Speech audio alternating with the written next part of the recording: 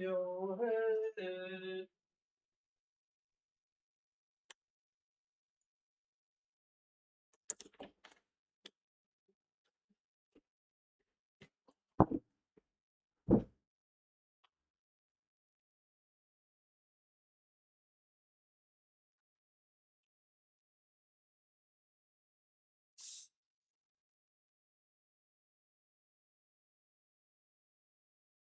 यो भाई इतना फास्ट इतना जल्दी कैसे आ जाते हो तुम भाई? Hello yo, what up bro?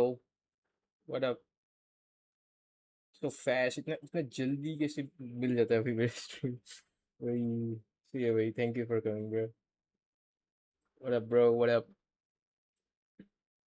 I'm gonna play, I'm going to play Genshin today. We're going to play Genshin.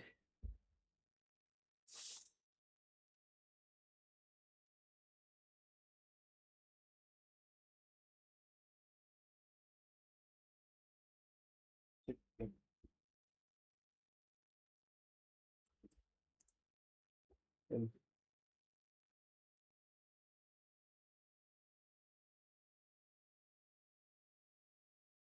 Okay, so I am ranking martial arts as per their usefulness in any kind of street fight or self-defense situation. First is boxing. Now this martial art is all about punching. You can get out of the clinching and sweeping techniques जिसमें खुद uh, को balance रख के सामने वाले को गिराना है, uh, which builds a strong base which can be very useful in a street fight. Definitely S tier. Third is karate. This martial art traditionally was as lethal. One is wrestling. Now D tier. Next one for help and he will support.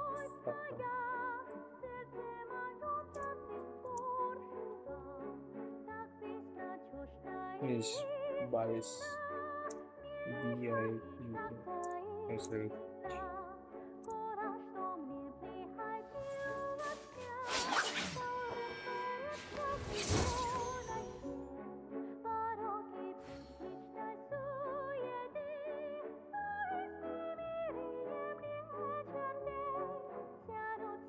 Oh भाई ये Russian गाना भाई, इससे यार Bias.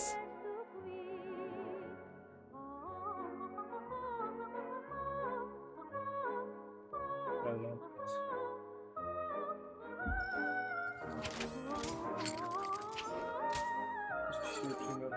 How are you doing? Yo, I'm good bro, I'm good. Yo, what up bro? Second video तुम ही हो क्या? ये तुम्हारा ही चैनल है क्या? अच्छा ब्रो, व्हाट्सअप? सेकंड अकाउंट, ओह अच्छा अच्छा भाई, दो व्यूअर बढ़ा दो मेरा। कि नाउ क्या करना था मैं? ये देखो, ये मेरा तुम्हारा पर्सनल ट्रेन है, to train mode.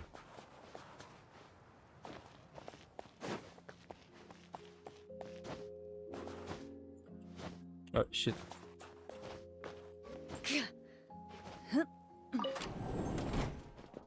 I'm a train. Kung ano ako lang may buhay ko pa rin ito.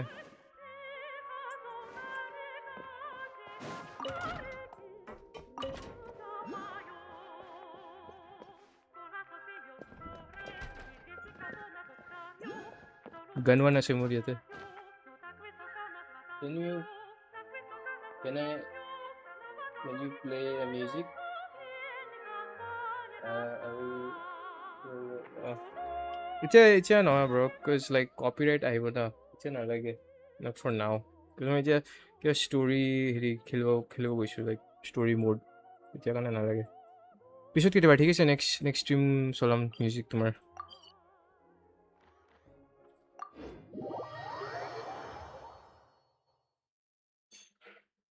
এতিয়া মানে মই গেনচিনৰ এটা ষ্টৰি ৰিকুৱেষ্ট কৰিম আৰু এইটো মানে ইউটিউবত আপলোড কৰিম, সেইকাৰণে মোক মানে হেৰি নালাগে মানে অকণমানো লিখিব।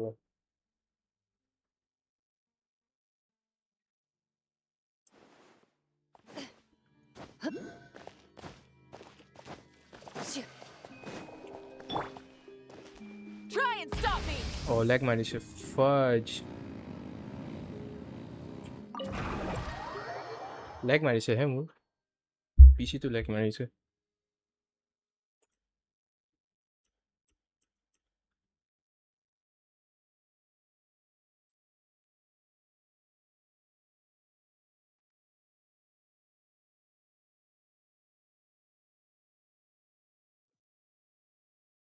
Yeah, it's copyright sucks, bro. Copyright sucks. Bro, I say, boot ke taman copyright I so.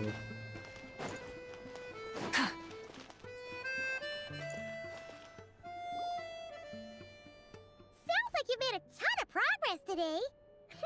It's good that everything's good. Next step is to head back to the theater and get a clear answer Next from step. Odette. Next step is to Either way, Paimon doesn't get the sense that she's a Paimon. bad person. I'm Sure, Paimon. she might have done some pretty extreme things, but Extreme I bet she has her reasons.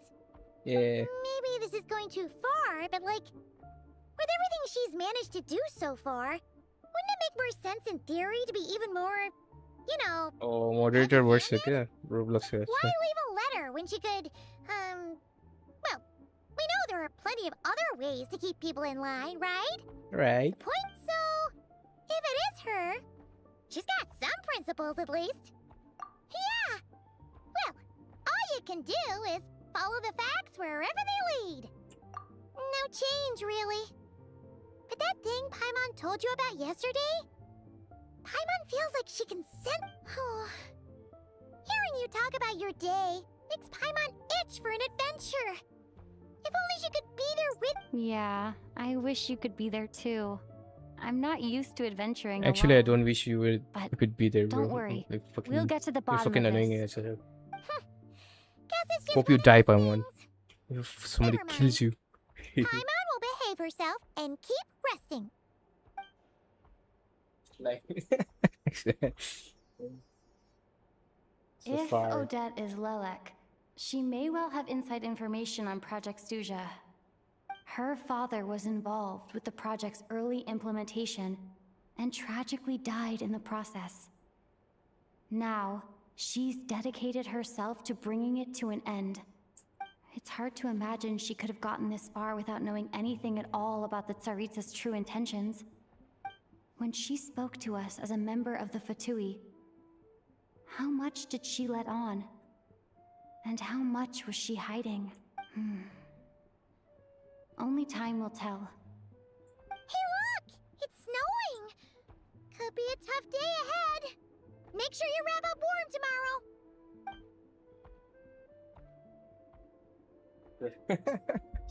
You need to shut the hell up.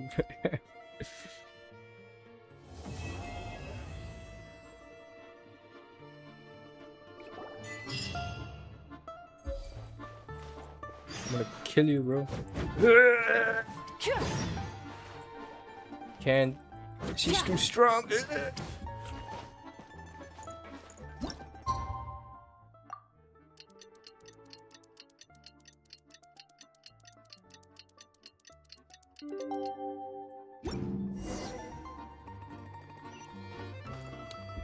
Well, if you can fucking read, or you can't even fucking read, do you, huh? Can't even read.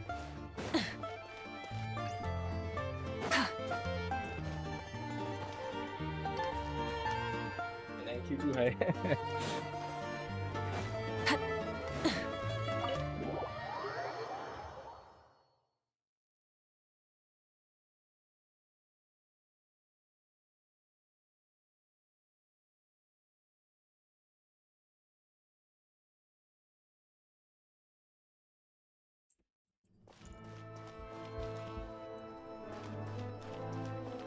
क्या बेच रहे हो भाई? एक plate momo. क्या बना रहे हो भाई? वाह, ऐसा ऐसा तो कभी नहीं देखा मैंने मोमो का। मोमो का वो खतरनाक है भाई। क्या है ये? होली भाई। ठीक है। ओ कबाब। अरे यार मुझे भी खाना है। वाह।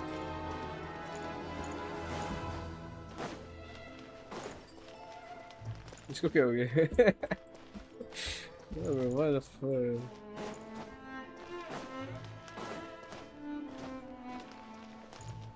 What is the Roblox? When is the Roblox? Bro, Roblox stream भाई नहीं होने वाला भाई। Full throttle! अभी तो नहीं भाई, देखता हूँ यार, कभी ना कभी होगा। अभी नहीं। Saving.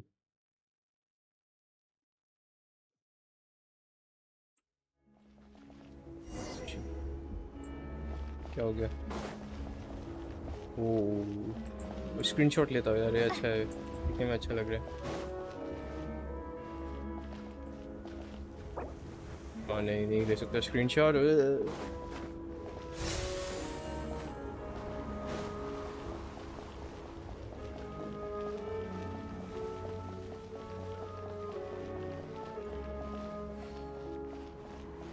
Oh, what is this?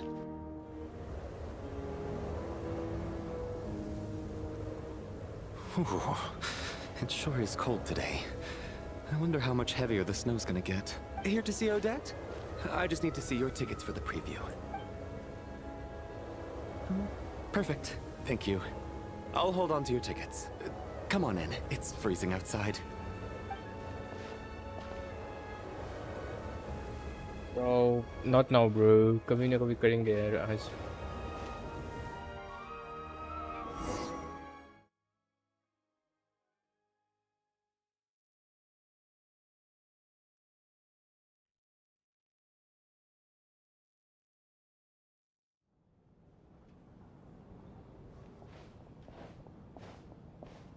I think I'll leave the Lelek question until after the show's over.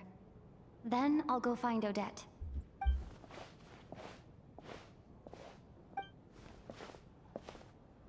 Child said he was originally going to come with Tonya. So I'm guessing Tonya's already here Is there anyone here who looks like a Tonya? Mr. Chu. Oh no. It looks like the show.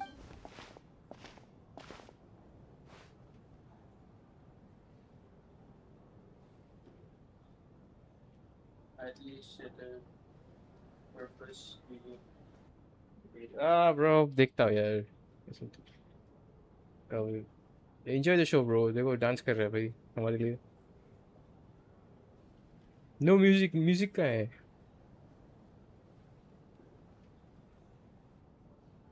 Music का है। Bro, music का है। What?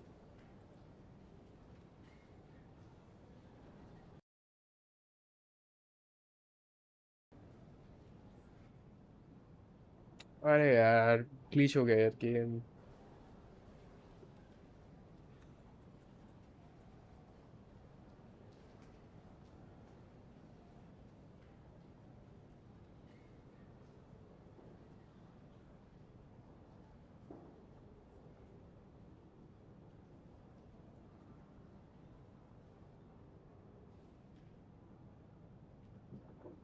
Bro, music का है। Hello, members of the audience. I'm a staff member here at the theater. Today's performance was a very special one for us, as it marks the first attempt in a long time to revive the classic Snezhnayan ballet, Spirit Seeker. To commemorate this occasion, we would love to take a group photo of the cast, crew, and audience members present today. All right, everyone, huddle in a little more. Now, look at the camera. 1, 2, 3. Japan. Come on. Whoa, pose, भाई pose. Are you quite Has gone to satisfied, Japan? Mr. Energy Scientist? I मतलब rather hope you don't have... What are you talking about, Sarge? Roblox This was Japan simply में। my way of अच्छा। inviting you to watch Miss Odette's new show with me. And wasn't the performance spectacular? In the future, I heartily encourage you to take a leaf out of my book. Find some soul-nourishing pastimes to enrich your time outside of work. It was indeed a fine performance. Working hours and non-working hours are just a social construct. Human technology can never advance if we're too rigid in our thinking, Sarge. May we leave... Already? I mean, I was kinda hoping to soak up the atmosphere for a little longer, but... No? Okay, guess I'm pushing my luck. Didn't seem like too much to ask, but fair enough. Off we go then, Sarge. Back to the land of working hours. That has to be her. Excuse me? Are you Tonya? Huh? Your brother's busy today, so I took his ticket. Don't worry about him. He's fine. Oh, okay. What's wrong? No. Maybe she caught a cold on the way. to snowstorm. I haven't seen snow like this in a long... I know. It's completely white out there. You can barely see a thing. I've never seen such heavy snow in my life. Let's wait it out for now. You'd be lucky not to freeze to death in this weather, let alone... Well, look at that.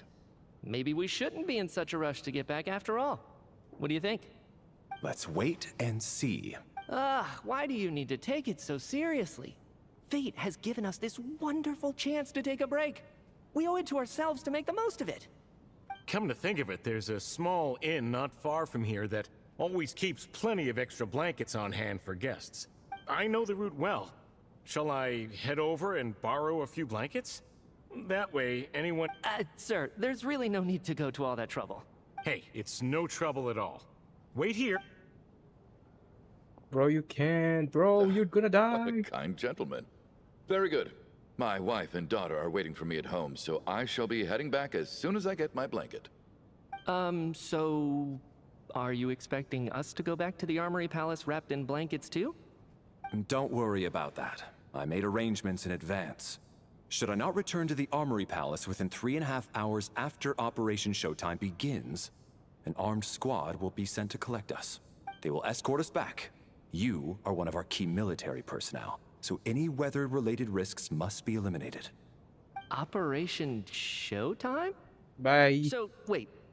Happy I gotta Roblox say, gaming, bro. You've really turned this into quite a Wait. moral dilemma for me. Roblox. It's snowing pretty hard out there. I think you should क्या हुआ stay भाई, here मैं for क्या now. बोल रहा हूँ मैं? You क्या seem हो a गया मैं? little under the weather. Bye bro, bye. Sure. My brother might come pick me up in a bit anyway. Time to get to work. I should head backstage and find Odette. I need to look her in the eye and ask her about Lelek. Excuse me, are you looking for someone?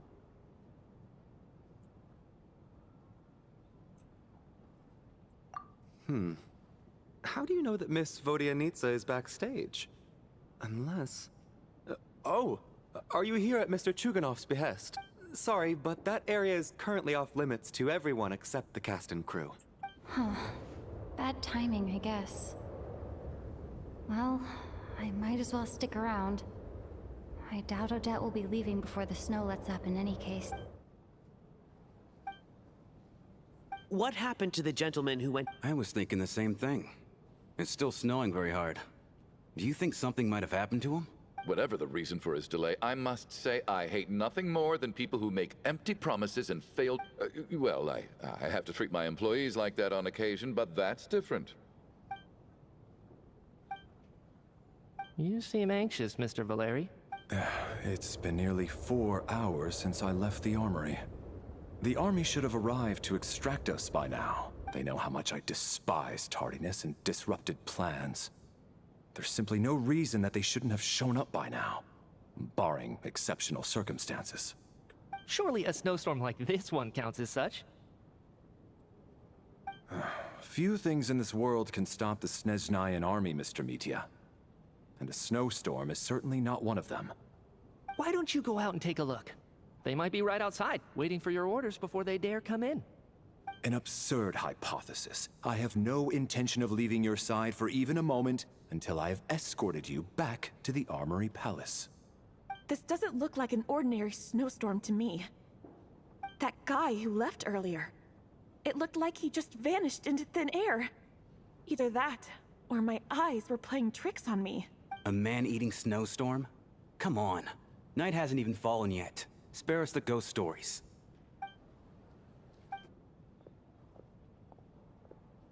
Traveler, didn't know you were coming today. How come you didn't say anything? Oh, right. I assumed you were looking for me and Vodyanitsa. Odette's still backstage.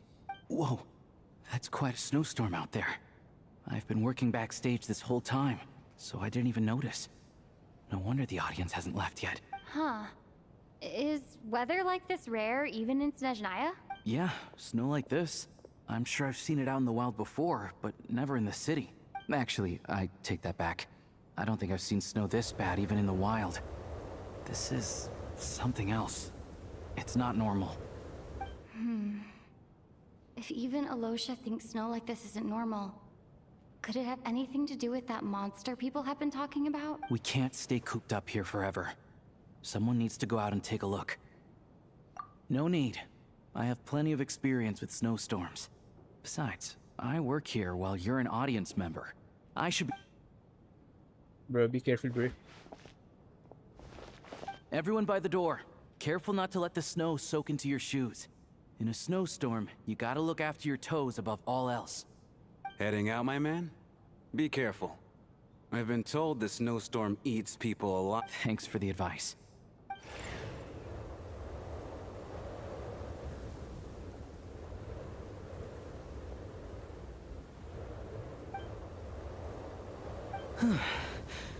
He's back! He's back! How was it? What's going on out there? Did you see any soldiers patrolling the area? Something about this storm isn't right. There's no one out there. I didn't see a single soul. And something in the air gives me the creeps. This isn't your average snowstorm. I suspect it might be related to recent events in our nation. I strongly advise everyone to stay here until the snow dies down. Are you serious? So all of us are trapped here now? That sounds a little far-fetched to me. You want to go outside and see? I, for one, am not risking my neck in that weather. This just turned from a minor delay into a major hassle. We can only hope that our friend who went to fetch the blankets just ditched us and went home. Is it really that bad? But my daughter, I won't be able to read her a bedtime story tonight. Huh? What are you all still doing here? Whoa! It's snowing hard. So now we're stuck here? Oh, this is terrible. Luckily, it was just a dress rehearsal today, so there aren't too many people here. On the bright side, the theater's always well stocked with supplies. If the snow still doesn't let up as we get into the evening, you can spend the night here, everyone. At least, I assume that's all right? Fine by me. This seems like a sensible backup plan under the circumstances. My thanks to the theater for being so accommodating. What are you staring outside and praying for, my man? You anxious to get home too? My man.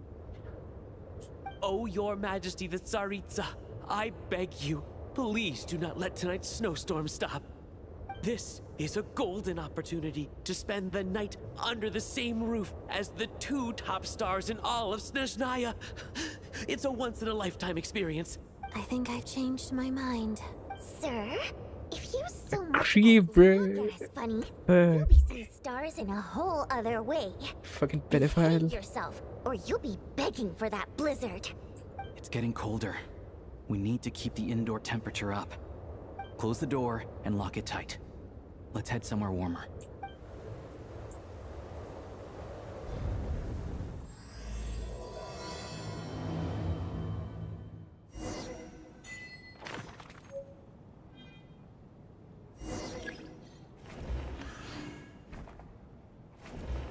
Myth. Traveler from the beyond the stars. Oh, I can read his place in great importance and planning. He's currently assigned to protect my other and important figure within the military. What the fuck is this? The gravestone of the troops and stretch. A mistress reputation whose extraordinary singing has capability of countless audience. A member of the she cares deeply about the welfare of ordinary people. What? An expert within the energy communication and the figure in the military. He has an command of the minor of all manners of energy related technology. This moving, bro. This is so creepy. What the hell? Why is this moving? Thought you can be others at times is more than for it. Not one person, staff member of the thereby of the Orlokskava. What the fuck is this? I can read. My dreams of being master. She only handles duties such as some performances and hosting when she can get little to things. अच्छा data के पास ये staff member अच्छा के gears अच्छा there's a hunter for the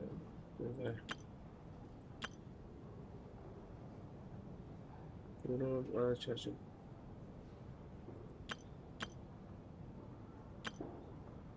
the younger sister of Tategle, he talks about her so then अच्छा ओ बहन है चल तो ओके कहाँ जाना है अभी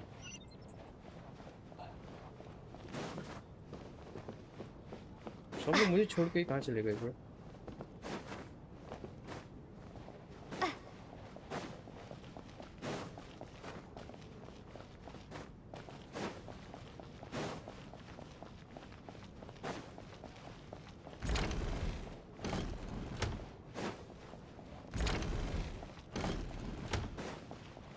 I have to say, even though today was a rehearsal and there were some hiccups along the way, Miss Odette's performance was what— I couldn't agree more. Do you think we were coming on too strong? What about you? What did you think of today's performance? I think it could be more explosive. Huh. That's actually a more insightful critique than I was expecting. My mother would agree. She's always thought that was my biggest flaw. Maybe I need to work on making my facial expressions appear more natural. I'll make sure to save a ticket for you when the show's performance ready. This doesn't seem like the time or place to bring up the subject of Lilac. I need a chance to speak with her in private. So unfair. Talk about double standards. And now it looks like I've been spotted. You know Mitya too? No, I don't. I just have a feeling that he might be dangerous.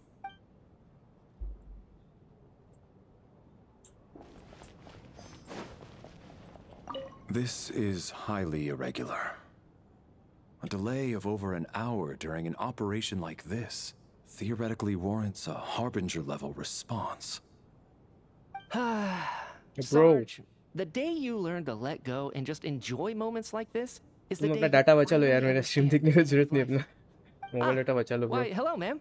कुछ और I देख लो believe you अच्छा were the चीज one sitting at a nearby table back at Pavoya. listening bro you're listening Any friend of the theater's star performers is a friend of mine. It's a pleasure to meet you. I'm Mitya from the Energy Commission. Greetings. Major Valeri, head of the Special Assignments Battalion. I am here to ensure Mr. Mitya's personal safety.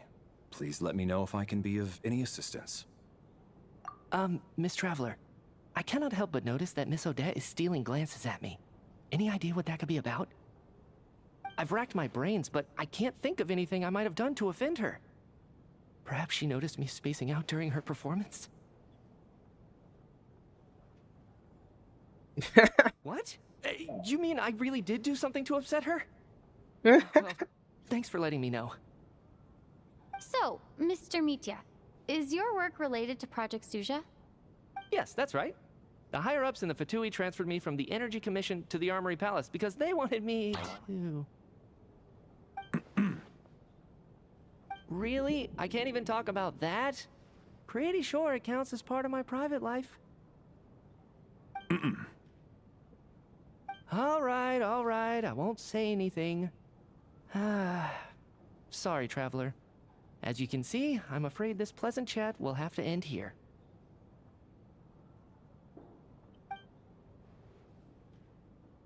almost got it bro almost got his ass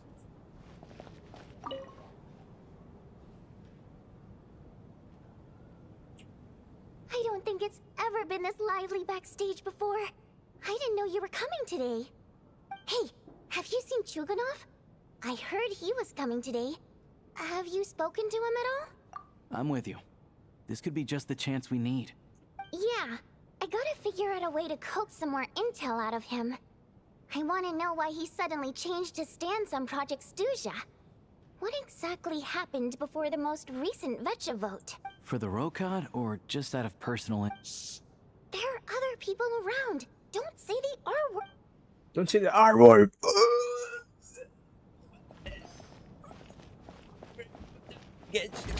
Bro, what are the voice actors doing, bro? Who's writing the slides? And then there's the aristocrats. Easiest of all to deal with. You don't need to use any force whatsoever. All you have to do is show them the rope you plan to tie them up with. Do you know why? I don't.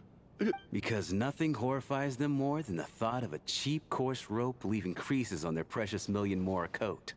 They'll do whatever you ask to avoid that fate. Unexpected, but funny nonetheless. Tell me another one. Well, look at that. I got myself a new listener. Hey there. Let me introduce myself. The name's Shram, and I'm a mercenary. The kind that gets paid to do odd jobs for rich folks. And I am Chuganov, an entrepreneur. If my name is unfamiliar to you, you will no doubt have heard of my factory, the renowned Iskra manufacturing plant. Are you really that famous, Mr. Chuganov? How come I've never heard your name before? Excuse me? Is that a joke? Oh, I'll have to ask my rope later. He's probably tied up more entrepreneurs than I've ever heard of. Bro, it's a joke, sure. What the hell?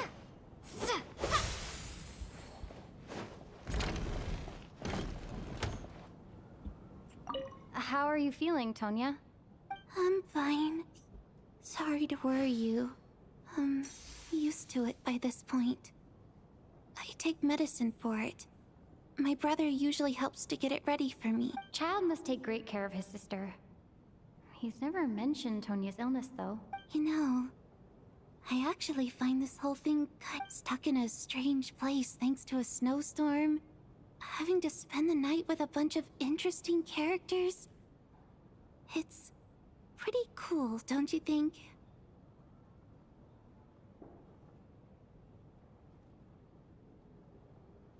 Kids, huh? My brother always says I'm not mature enough. Maybe he's right. Bro. Bro, मैं गलत dialogue choose किया क्या मैंने? I'm fine, really. Just got a little over. Look after yourself. Otherwise, your brother will come after me. And I'm gonna kill him. Comes up to me, I'm gonna boom. 4-punch combination, freaking boom. Kill him, bro. My husband has major trust issues. To him, I doubt even this snowstorm is a good enough excuse for me to stay out all night. That's the price of marrying into wealth. You'll get used to it. I'm not about to stop you if you want to leave. But, hello? Can I help you? Bro, what are they talking about, man? How's it looking, Alosha? No change from this afternoon. Heavy snow with no sign of slowing down. May I have your attention, please? The storm is unlikely to stop tonight, and it'll be even more dangerous outside at night than it was during the day. We at the theater owe everyone here a duty of care. Therefore, we strongly suggest that you stay on site overnight and avoid going outside unless absolutely necessary. In a few short moments, we'll give you a tour of the theater's various quarters. You can choose to sleep in the VIP room, the office, or backstage. Or on the stage if you'd prefer. We won't mind. I'll pass on sleeping on the stage. What if the snow is stopped by tomorrow morning? The early birds in the audience might think we're part of some experimental new show. A drama about sleeping? That could be fun. Maybe we could come up with a title for the production. Not bad. Clear selling point at least. Could be a big hit. Anyone who doesn't wish to sleep on the stage, please follow me. I'll show you to the room. I want to sleep on the stage. I guess I'll call it a night. Though, I feel like I won't sleep very well without Paimon. I'm sure she'll be worried that I haven't made it back yet. But as long as she looks out the window, she'll probably realize what's holding me up. I wonder if she's feeling any better yet? At least she hasn't been getting any worse. Still, I should try and get back first thing tomorrow morning.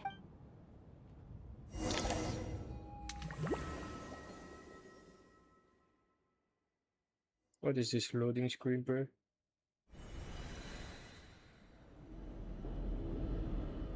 Ah, finally!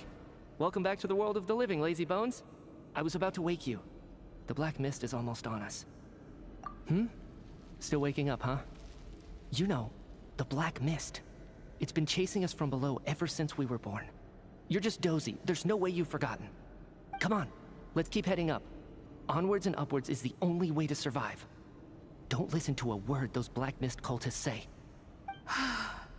Here we go again. The endless march toward survival. What's going on? That black mist down there is creeping me out. And it's rising. Guess I should head upwards and get away from it. The black mist cultists believe that being swallowed by the black mist leads to everlasting peace.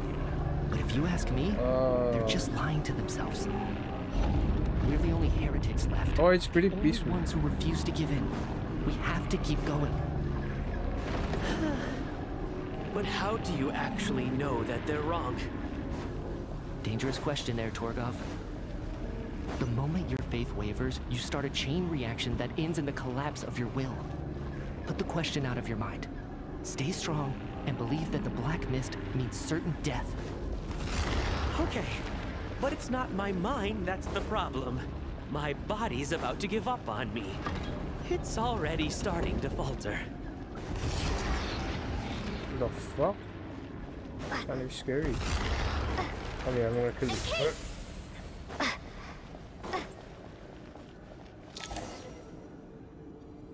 I can't do this anymore. I've had enough of being forever on the run. What's the point of it all? All this will pass eventually, I promise. Keep fighting. It will be worth it. You accuse the Black Mist cultists of being liars. But you're lying too. There is no end to this path. It keeps going up forever. There was never any hope to begin with. The cult of the Black Mist has poisoned your mind, Sobolova. Are you thinking of giving up as well? I am. I think I'll take my chances with the Black Mist over this perpetual torture. As much as I detest the Black Mist cultists, I'm just too weary. Then I bid you both farewell. Let me put my personal opinions aside for a moment and say, I hope that you both find peace within the Black Mist. Fate always appears so impossibly complicated. But at moments like this, its raw simplicity is laid bare. Their fate was sealed from the instant they entertained doubt. From then on, the outcome was both inevitable and irreversible. Let's go.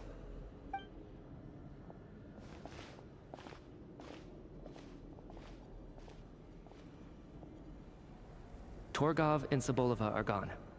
I never thought the day would come when even they would be swallowed by the Black Mist. It's just you and me now. Yes, it looks like it's satisfied. For now. This happens from time to time. But it won't be long before the Black Mist starts chasing survivors once again. No one knows how to stop its advance for good. Well, we should make the most of the precious moments of rest that those two bought for us. Huh? Are you really?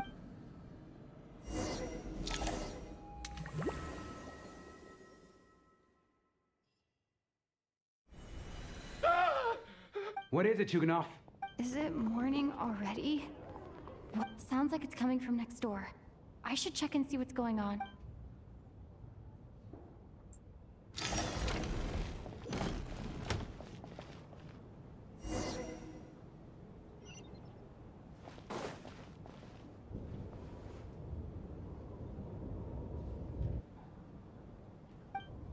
Don't look, Miss Tonya. Stay here. Okay. What happened to them?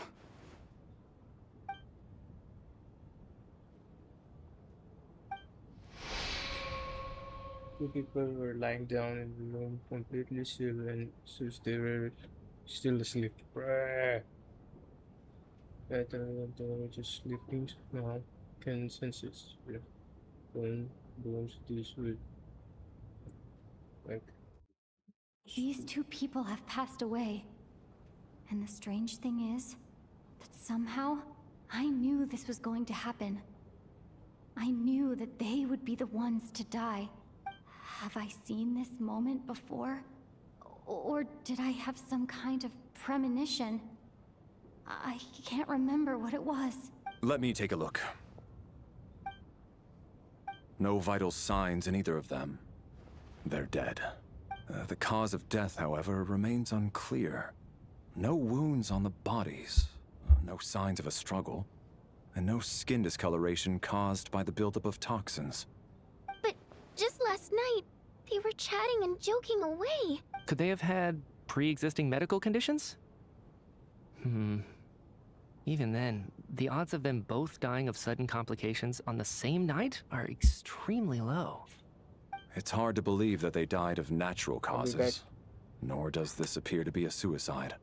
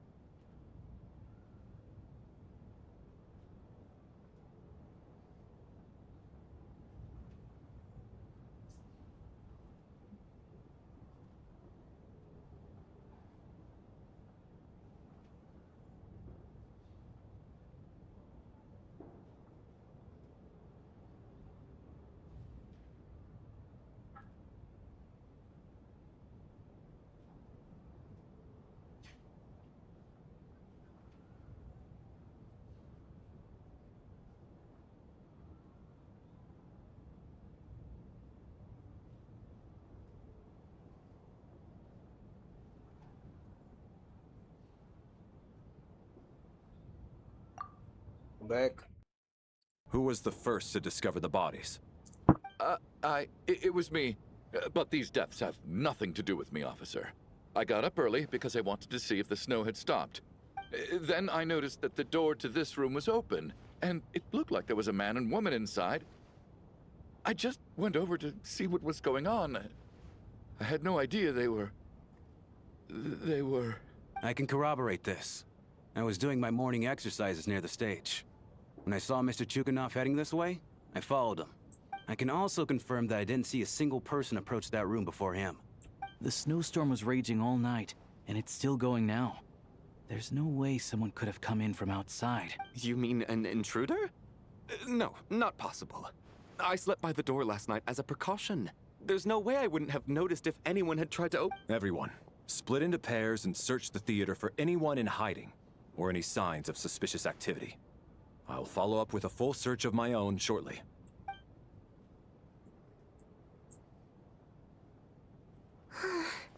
Backstage is clear. We checked the basement. Are we certain that the theater doesn't have a... No, there's nothing like that. If people were sneaking in through some secret tunnel to avoid buying a ticket, we'd have sealed it off ages ago.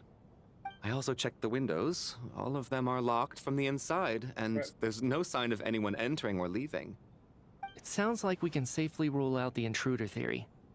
If anyone came in during the night in this weather, there'd be no way for them to avoid leaving footprints or water stains. This can only mean one thing. It's like one of those murder mysteries you see in novels and plays, isn't it? The ones where the killer is one of us. We can't quite jump to that conclusion just yet. Could he be right? It's hard to imagine something like that happening in real life. Set in a theater during a snowstorm, a murder takes place and the killer is among us. It's such a classic trope that it seems unbelievable. Looking at who the killer targeted, and the clean entry and exit, it all adds up. I know what this is. It's obvious now that I think about it. What is? What have you figured out? Both victims were wealthy, well-known local merchants. And the door was deliberately left open, so I would discover the bodies and witness the crime scene first thing in the morning. Such ruthless methods. Lelik? You mean Lelik is among us? And he's the killer? Lelik. I know this code name. Member of the Rokot, anti-Project Stuja. Always works alone. Walk me through your reasoning, Mr. Chuganov. What do you know about Lelik? What now, huh? What now, Lelik? What more do you want from me? I already voted against Project Stuzha at the Snezhno Gradvecha. You snuck into my house the other day while I was asleep. Left a threatening letter. And I did all that you asked. But Project Stuzha cannot be so easily shaken. Not with the rooster in charge. So he really was threatened by Lelik. That makes sense. And now you're resorting to murder to threaten me. Isn't that right? I knew it. The Rokot despises the rich. The lives of the wealthy are but refuse in your eyes.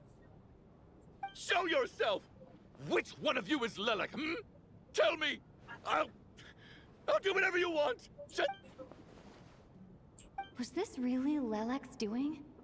Would Odette really do something like this? If Odette really is Lelek, this seems out of character.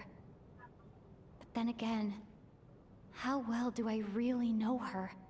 I'm probably the only one here with a compelling theory about Lelek's true identity. But if I reveal it now, I'll be putting Odette in the line of fire. What should I do? I don't think it's likely that Lelik killed anyone. At least from the stories I've heard. He's never killed anyone before. And his name has never come up in connection with any murder cases. Besides, even if Lelik did want to threaten you, why resort to such an extreme and roundabout method?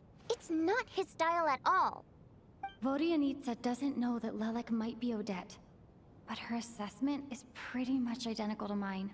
Miss Vodyanitsa, why do you suddenly feel the need to speak in Lelek's defense? Defense? Oh, no, it's just... I'm worried that we're jumping to conclusions here, so I wanted to share my point of view. Also, I don't think the Rokot is as bad as you're making it out. Well, if you think I'm so wrong, what's your theory then, Why don't you tell us who the killer is? The case is still evolving, Mr. Chuganov. Please do not prevent others from expressing their opinions so early on in the Even so, there's no denying that the recent threat received by Mr. Chuganov may well be an important clue. So there's still a good chance that Lelik is right. I can't do this anymore. I don't care if it's still snowing outside. I have to get out of... Whoa, take a beat. We all know it's far too dangerous out there. Even the soldiers couldn't get to us. Go out that door, and you might not live to tell the tale. And whoever this Lelik is, they're surely not going to murder anyone in broad daylight. Be sensible, my man. You're safer inside. As much as I regret having to say this, I'd like everyone to cooperate and refrain from exiting the premises until further notice. Because as things stand, every one of us is now a suspect. Unless anyone has further information to share, let's adjourn for now.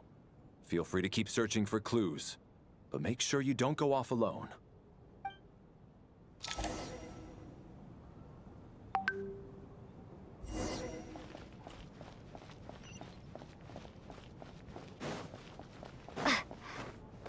Bunny hopping.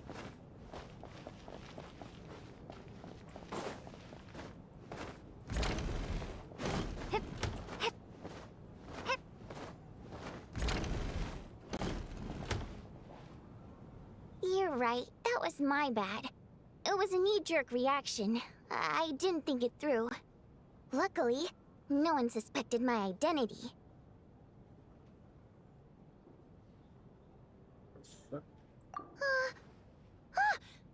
Oh, phew. It's just you. I thought someone was eavesdropping. Since Vodyanitsa and I were on the same page earlier, I think I should share my thoughts with the Rokot members first.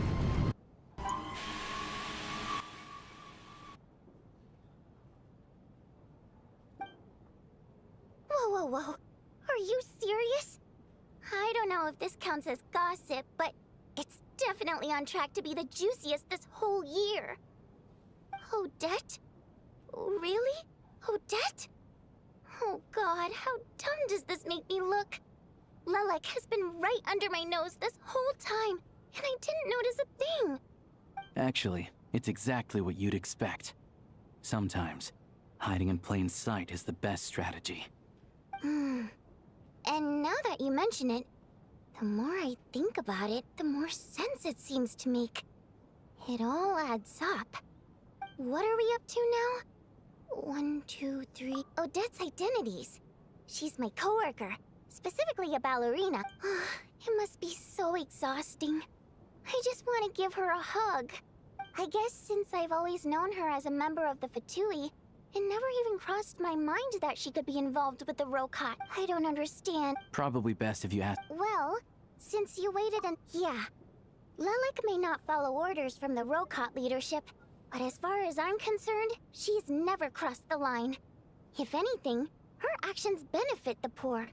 We need to confront her. Do you think she'd really admit to being I don't know. Now's her chance. Hey, Odette. What if... Shh.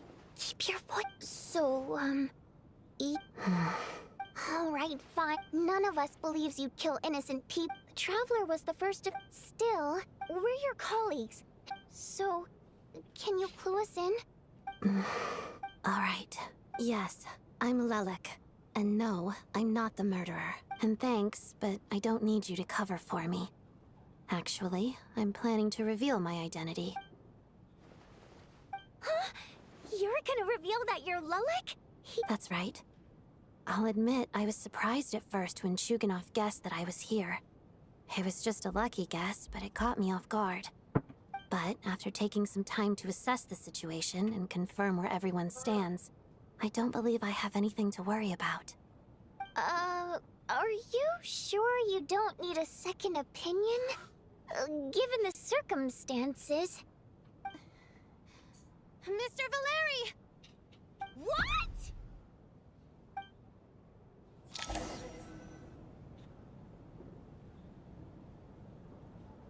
Going out for dinner. I'll be back in a few minutes.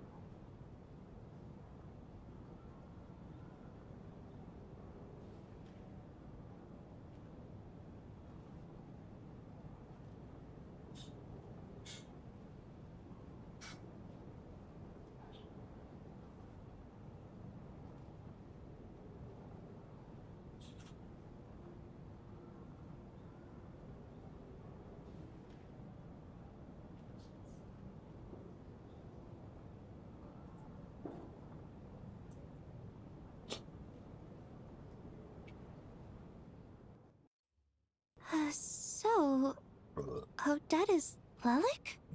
I don't know what game you're playing, but you've got a lot of nerve. It's just one identity. So what if it's exposed? I can disappear and adopt a new identity anytime I please. I made my peace with this when I chose to become Lelik. But more importantly, I promise I am not the murderer, which means that someone else is. So, if anyone still insists that I did this, you'd best produce the evidence now. Otherwise, I suggest that you bite your tongue. Because if you really believe I killed 2 people without making a sound or leaving a trace, pointing fingers at me would surely only make you my next target. Is this really the truth, Miss Odette? That's confidence, all right. I believe you. A real no-nonsense attitude. I can see why Marionette said that she's on track to inherit the title of the fair. Are you seriously buying this? Hey, officer! She just admitted to being Lelik.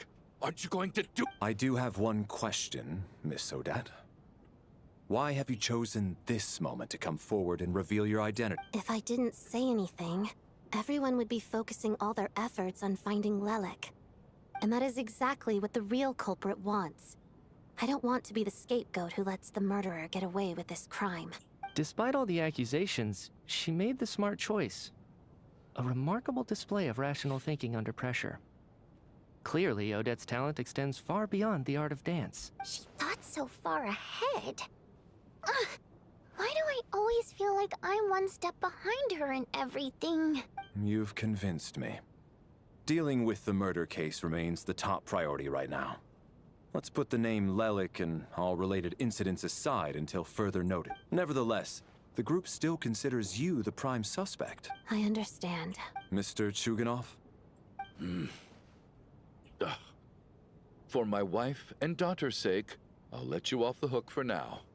But don't think you're forgiven for breaking into my house and threatening me. Just wait till we get out of here, Lelik. We'll settle the score then.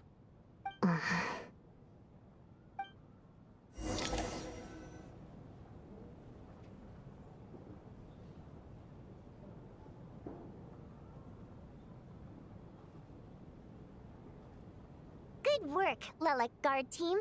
And Lelik too. Here, have some hot water. Turns out, Shouldn't you be facing my way if you're guarding me?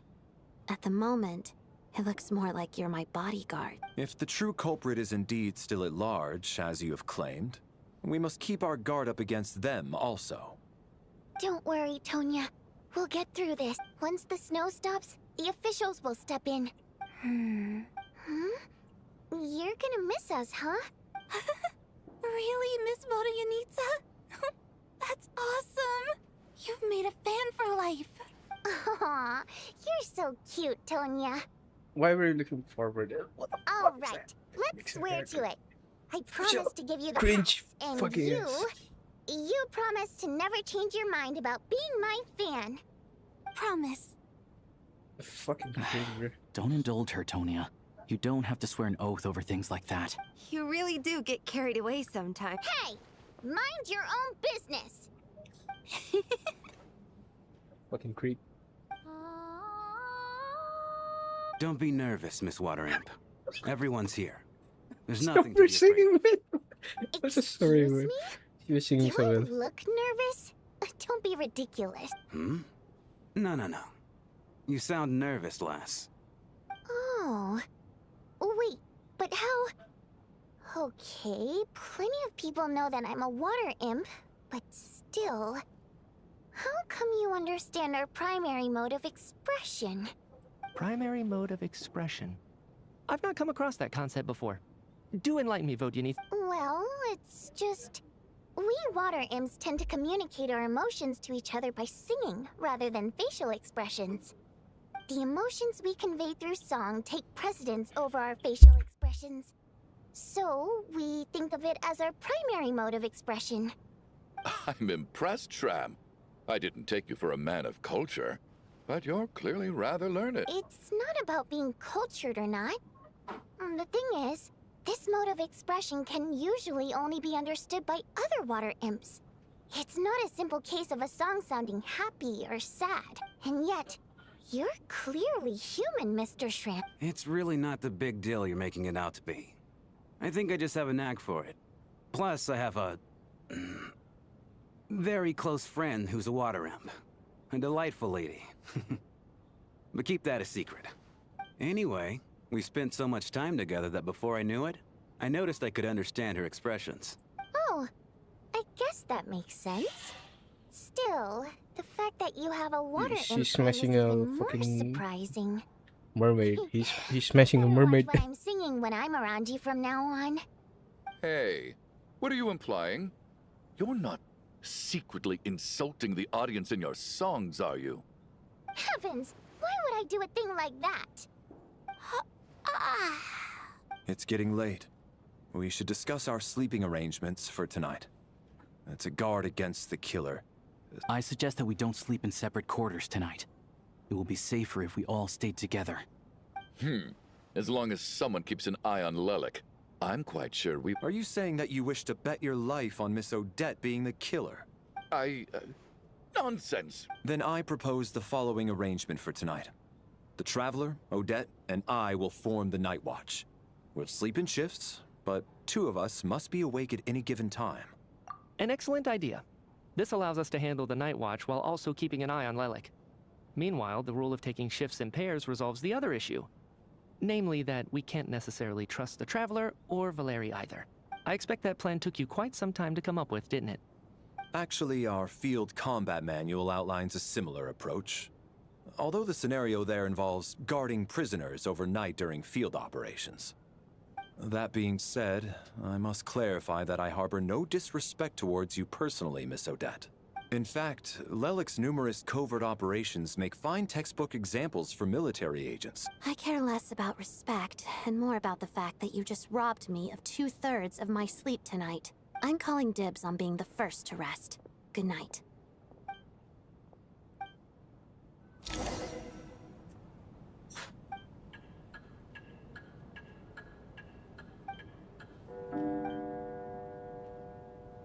It's almost time. We should wake Odette. How are you faring?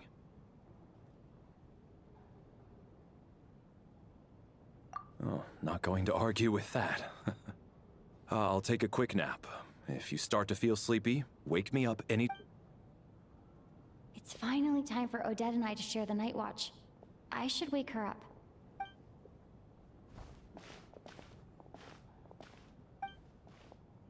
I came here to get information from her. How long are you gonna keep staring at me? But I didn't even... Couldn't sleep. My mind's been running haywire. Plus, there's something I've been meaning to talk to you about. I had a hunch that you wanted a conversation too. Let's take this chance to clear the air, shall we? Smash. I just had a simple question for you, really. It's, Rosaline. In her final moments, did she have any last words or anything?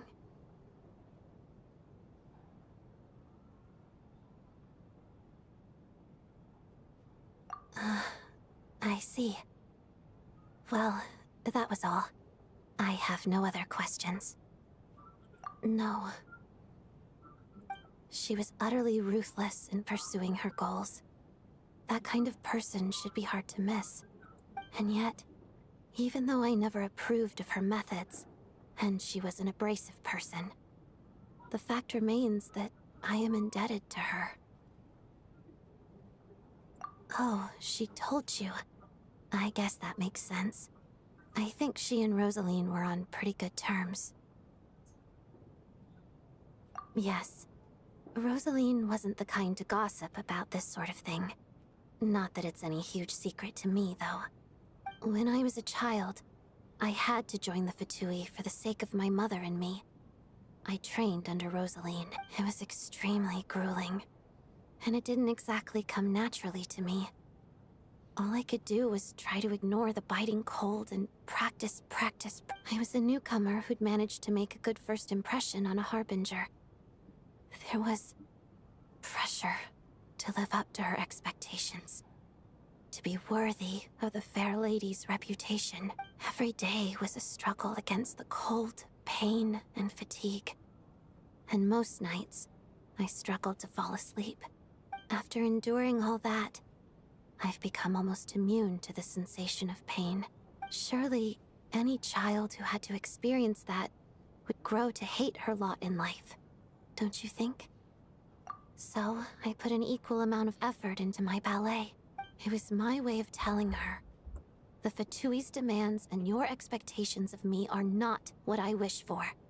One day, I will leave. I think she probably blamed my poor performance in training on my passion for ballet. She knew my heart wasn't in it. One time, when I was secretly practicing a dance at night, she suddenly showed up. I knew she was there to catch me red-handed. I told her, "You don't deserve to watch the dance I learned from my mother." She looked stunned.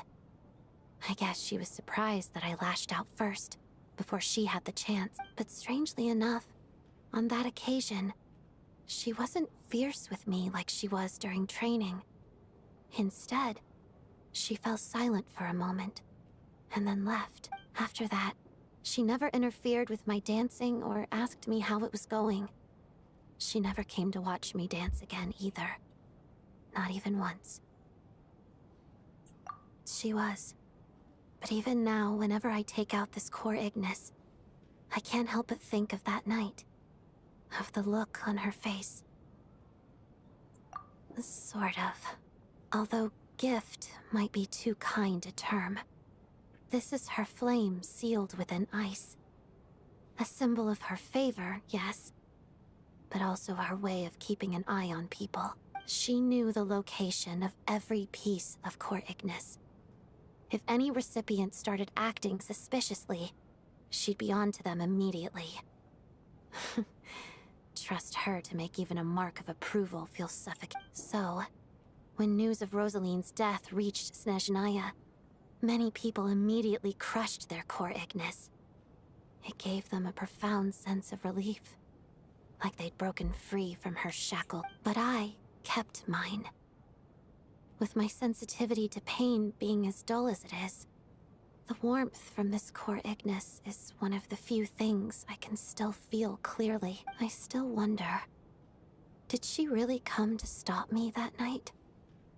I wasn't sure, but I was scared, so I said some really awful things. I guess she didn't leave anything behind. She said the R Not word. that I expected her to. It's fine. It's just a bit of a shame that we couldn't settle our differences before the end.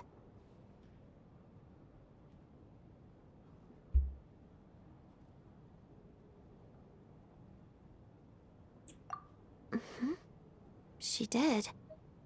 Are you sure she was talking about this event?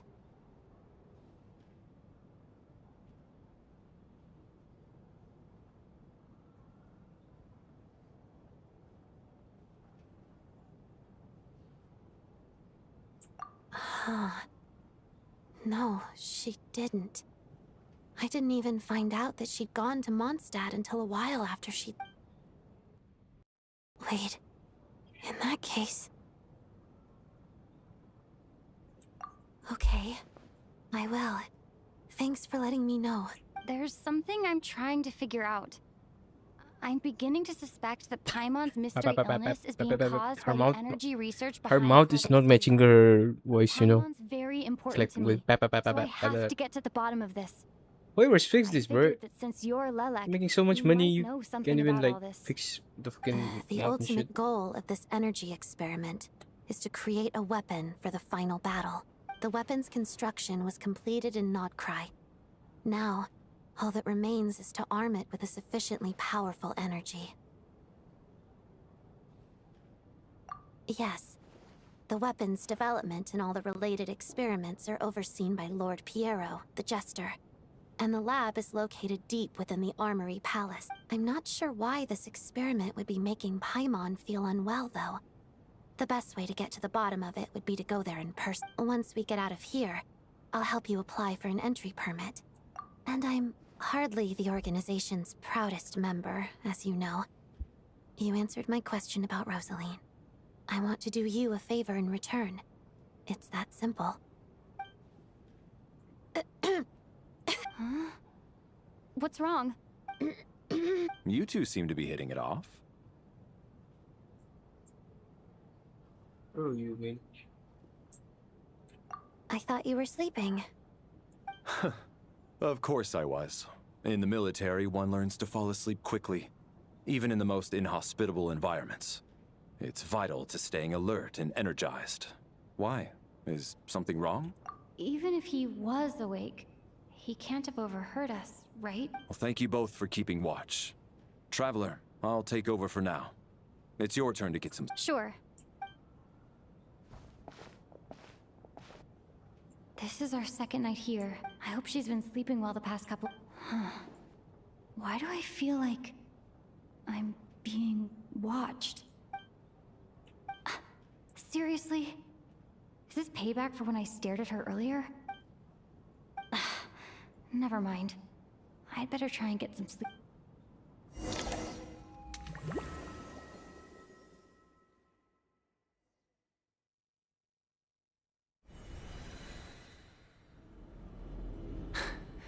Hey, what are you spacing out for? Are you reaching your limit too? How long have we been walking for? Do you remember? Time's lost all meaning. Ever since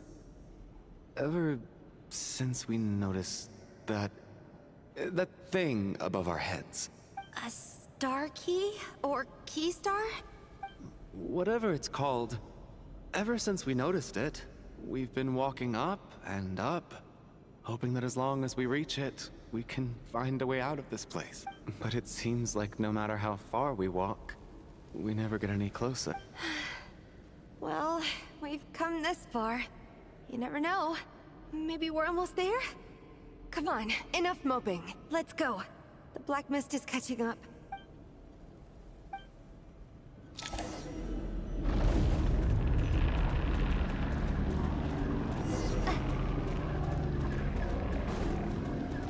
When there were monsters, bro? Monsters! Watch out! Not again! I've lost count of how many times we run into them. Be careful.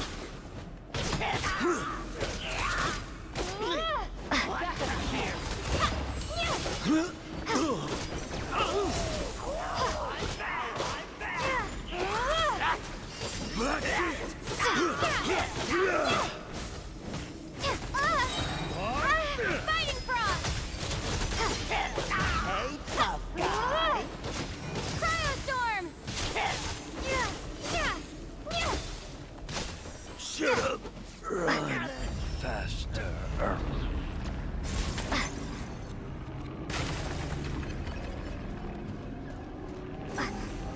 Oh wait, let them come. Let's go first.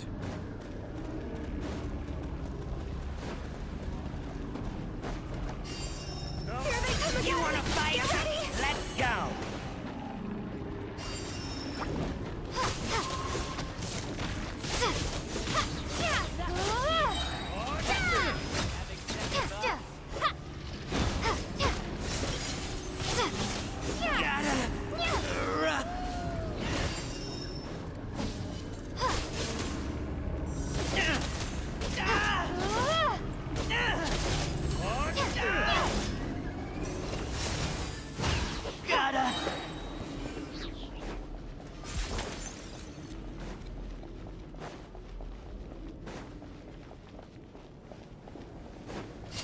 Monsters ahead of us? The black mist behind us? Feels like there's more.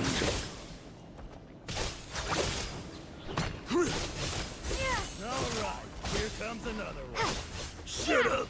Run faster. And Kate!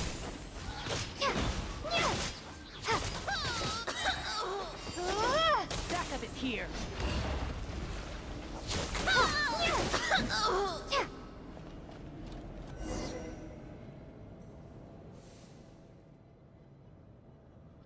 Are you hurt, Coolish? No, I'm fine. It's just... suddenly I don't want... I get you. In fact, I reached my limit a long time ago. Sometimes it feels like there's hope where there shouldn't be. Yeah. The hope that the star gives us is the only thing keeping us going. But I'm not sure it's real at all. It may just be a collective illusion. Otherwise, why would it always be out of reach? Very good. We know you mean well, but you're only saying that to try and encourage us to keep going, aren't you? Thank you, friend. But enough is enough. Please don't give me any more false hope. Hope is poison in this place. You're going to continue, aren't you? I admire that. I've given up, but I wish you the best. May there come a day that you catch up to the star. Bro, no, bro. No. It's not an illusion. We really are getting closer to the star. Congratulations. You're the first person to make it here. But how did she?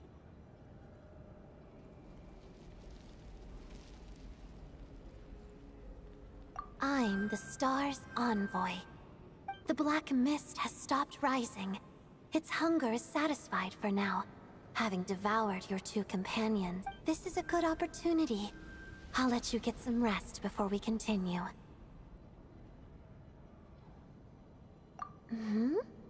What do you mean, leave? The star represents the starting point. It's the waypoint for the beginning. Congratulations on reaching the starting point. Once you are ready, we will head out and walk upwards. I will be right by your side the whole way.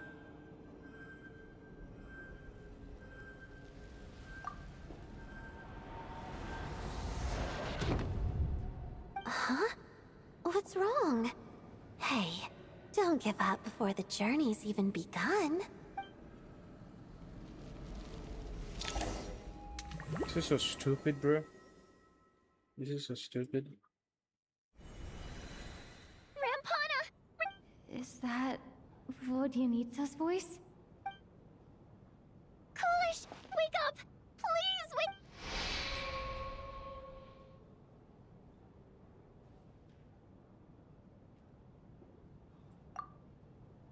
A dream about sleeping, which began as a joke the other day, is now playing out on stage. No one can begin the tragedy. And it begin a tragedy. Everyone is around the two sleepers in the center of the stage without even trying to scene. You already know what has happened. You had to leave.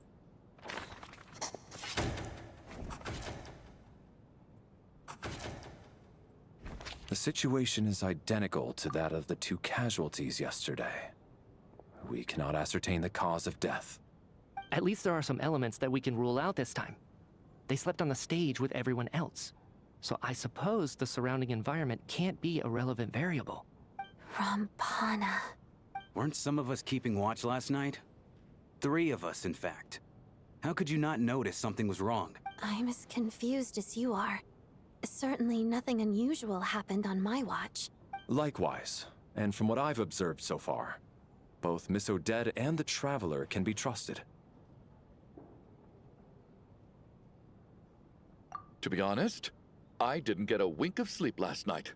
I couldn't help but think I was the target. So I just laid there with my eyes closed. I heard the Traveler and Lelik chatting, but otherwise I don't recall hearing any Me too. Then, what could possibly be causing this? I worked closely with Rampana and Coolish for so long. I never imagined that one day they'd... And On this stage of all places. 4 victims in just 2 days, and we still don't have a single lead. I need to get to the bottom of this as soon as possible. And above all, keep Tonya safe. I'd never be... Still snowing? Yes, I just checked. Still no sign of anyone outside either. So we only have ourselves to rely on. If you ask me, this killer can clearly strike whenever they please. The Night Watch was a useless endeavor from the start. Lelik must be an expert in poisoning. Clearly she used some poison that can't be detected on the corpse. Here we go again. Listen, I was already thinking to myself last night, was Lelik's reason for revealing her identity the real story? Well, now I have my answer. It most certainly was not. She's been playing us for fools. You get off on this, don't you? Revealing your identity, only to carry on with your... That's a hideous thought. One that only a hideous mind like yours could dream up. How? That's enough. Yesterday, you named Lelik as a suspect because the victims were both wealthy merchants. Lelik might have had a motive then, but today's victims were just ordinary people. Not to mention that they were colleagues of Odette and mine. What reason would she have to murder them? Let me guess. Just to scare you? Who knows? Maybe you don't know her as well as you think. I implore you all to ask yourselves, how many people are there really in this world that have what it takes to kill another person? Not many, Lelik is well known to be a ruthless operator, and now she has revealed her identity. How could it be any more obvious? Everything you've said so far is still just conjecture, which doesn't constitute a concrete lead. You need to back up your claims with some evidence. How can you defend her, officer? What did she say to you while you were on night? Maybe I shouldn't be so surprised. You military types are always colluding with criminals to all so you can get your grubby paws on our hard-earned fortunes. Then tell us to fall in line. The Fatui, the Druzhna, and the Rokot. Thugs, the lot of you. Don't. Sir, but... You were the one who told us not to stop other people from expressing their... 4 people have are turning against one another. Little... Even if Mr. Chuganov is a puffed-up, pig-headed windbag who doesn't have a clue what he's talking, he's still one of the victims here. I had no intention of resorting to violence. But you're right, Miss Tonya. I ought not prevent him from speaking his... In any case, I believe Mr. Chuganov has calmed down a little now. We may resume... I don't think there's any need for that. What is there to discuss? Nothing about this situation is normal. Did you have an idea, Mitya? You're the brainiac here, right? Come on. I've been mulling something over. All the leads we have so far concern things from outside the theater. Miss Odette's alter ego, the threats Mr. Chuganov received. But then there's the 2 double murder crime scenes themselves, which have given us absolutely nothing to go on whatsoever. That's highly unusual. Even with the most careful killers, there's always some evidence left behind. So what are you suggesting? I think this could be a supernatural event. It isn't characteristic of human-on-human homicide at all. Correct me if I'm wrong, but aren't you supposed to be a scientist? That doesn't sound like a conclusion someone like you is supposed to make. I got into scientific research because of my insatiable curiosity. But if the present situation defies all known scientific explanations, I don't mind shifting my curiosity toward the paranormal instead. Now that you mention it, I remember when I first came to the theater. I heard rumors about this place being haunted. Haunted? Yeah, I think I heard the same thing. But I mean, they're only rumors, right? We've worked here for years. Surely we would have noticed. Well, this has taken an unexpected turn. A haunted theater? If Paimon were here, she'd... Why don't we take this opportunity to... Very well. Whether it's criminals or ghosts we're looking for, the same rules apply. Everyone needs to tread carefully. I'll move the bodies into the same room for now.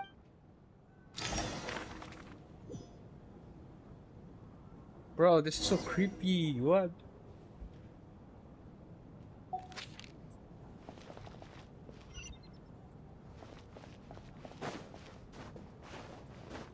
उन्होंने batch भी arrange किया है वो, what the hell?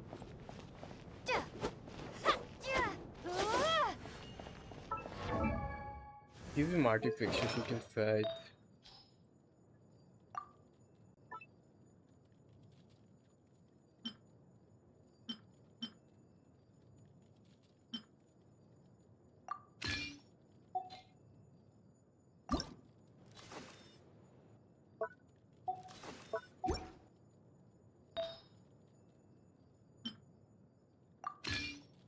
Your stellar conduct artifacts.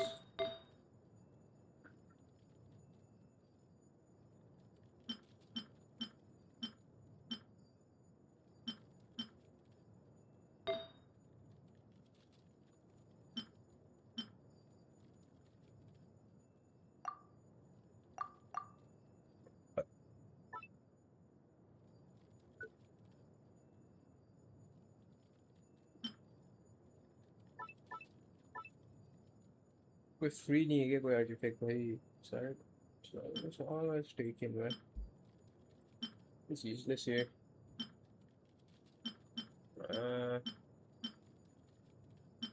What am I not using? I need to get rid of this.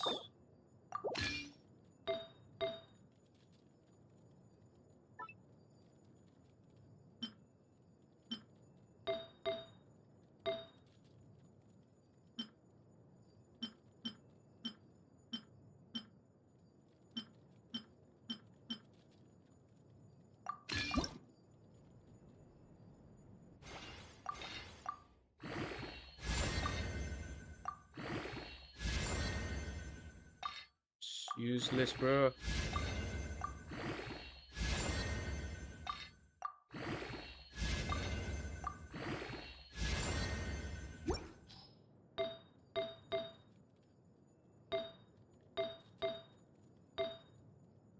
Ah.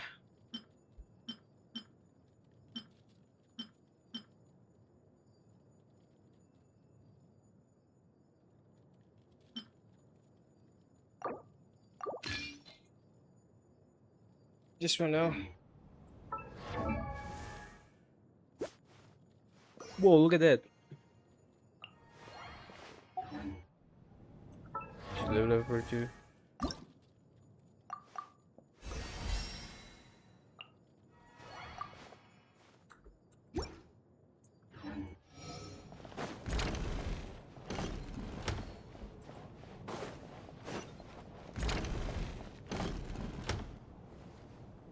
What do you want? Larry, come take a look at this. A huge... Some sort of notebook. What is it for? It's the on-duty logbook for the theater. Coolish was the main person to use it. He mostly record any unusual incidents during a show, audience numbers, exit times, and so on. Yes, he'd always have this logbook with him when he checked tickets at the entrance. This should confirm a lot of key details about the recent show. So, you find anything unusual? Yes. The number of people. I've checked and double-checked, but the numbers just don't match what's recorded in the logbook. Apparently, we have an extra person among us. Are we certain that Among logbook Us is accurate? Could someone have sneaked in without buying a ticket or something? Unlikely. Coolish took his duties very seriously. I've rarely seen any errors in his work. Not to mention that this was a dress rehearsal, meaning smaller audience numbers and tighter ticket restrictions than usual. Everything would have been well within his control.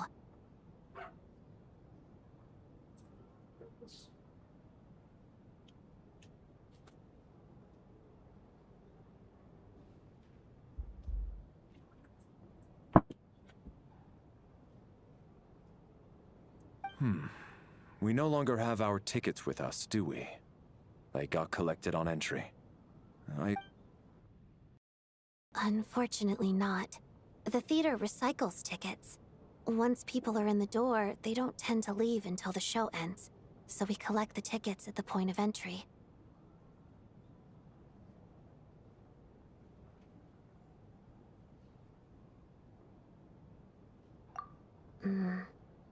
Still, I'm inclined to believe that this discrepancy in the head count is significant somehow.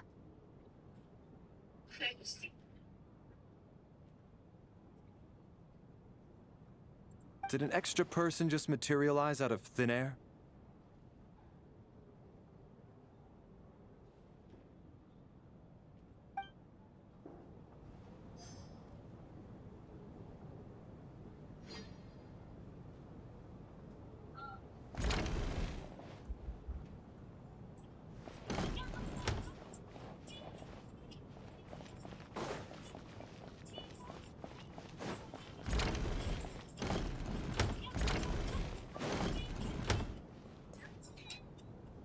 Ah, Traveler.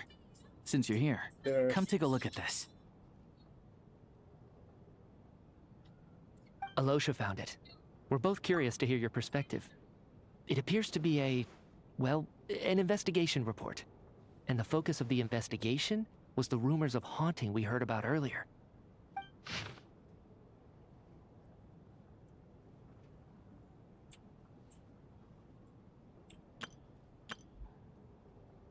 This commission is clearly not a simple case involving only folklore review. It appears to be a continued to something far more mysterious. Serious. Content to be something more serious. An extinct civilization. An extinct civilization. Whoa! The creation of gods or power from beyond the world. This possibly lives for so,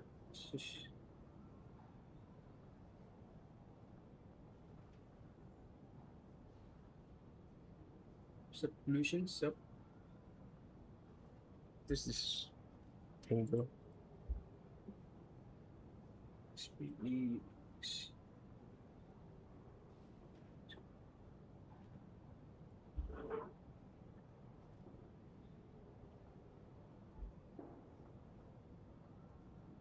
Speculation.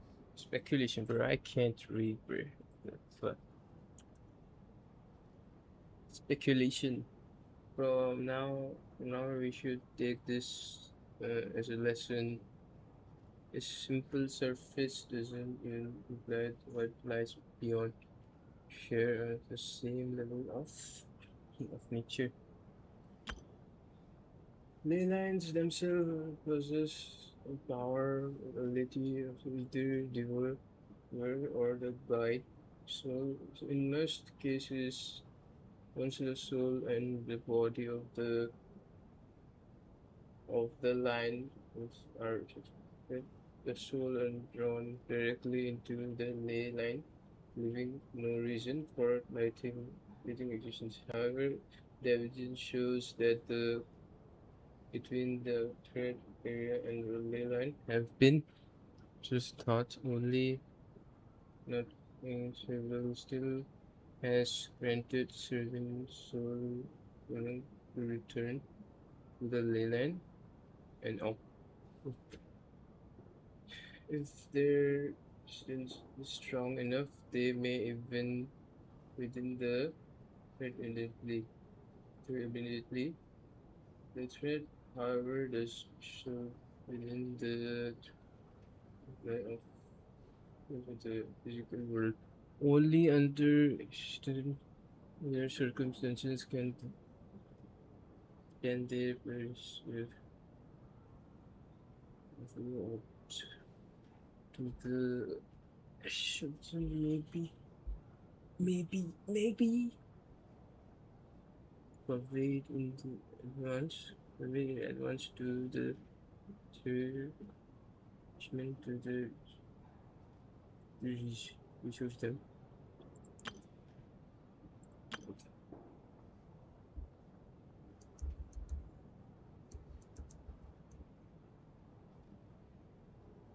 Once the soul of the body goes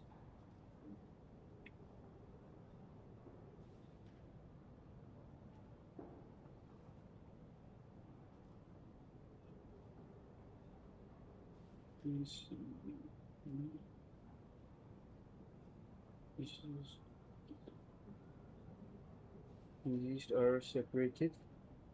Once the soul of the and the body of the deceased are separated, the soul is drawn directly into the ley line, leaving no room for lingering existence. However, it shows the connection between the theater area, the the the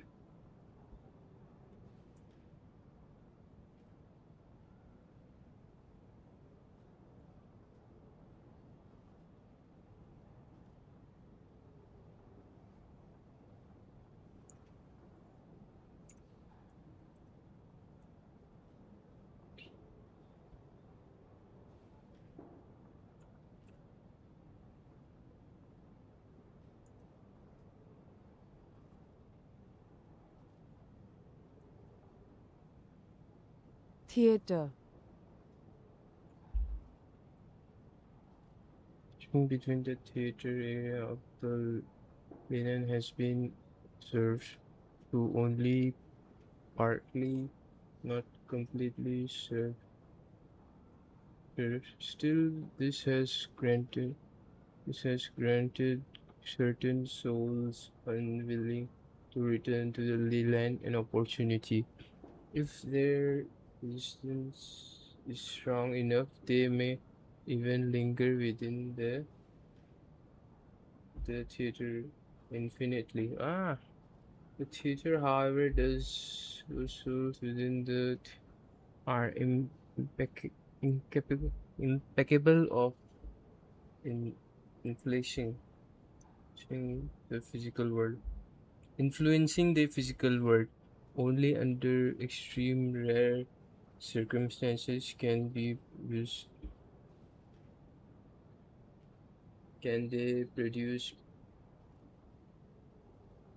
PHE and mono.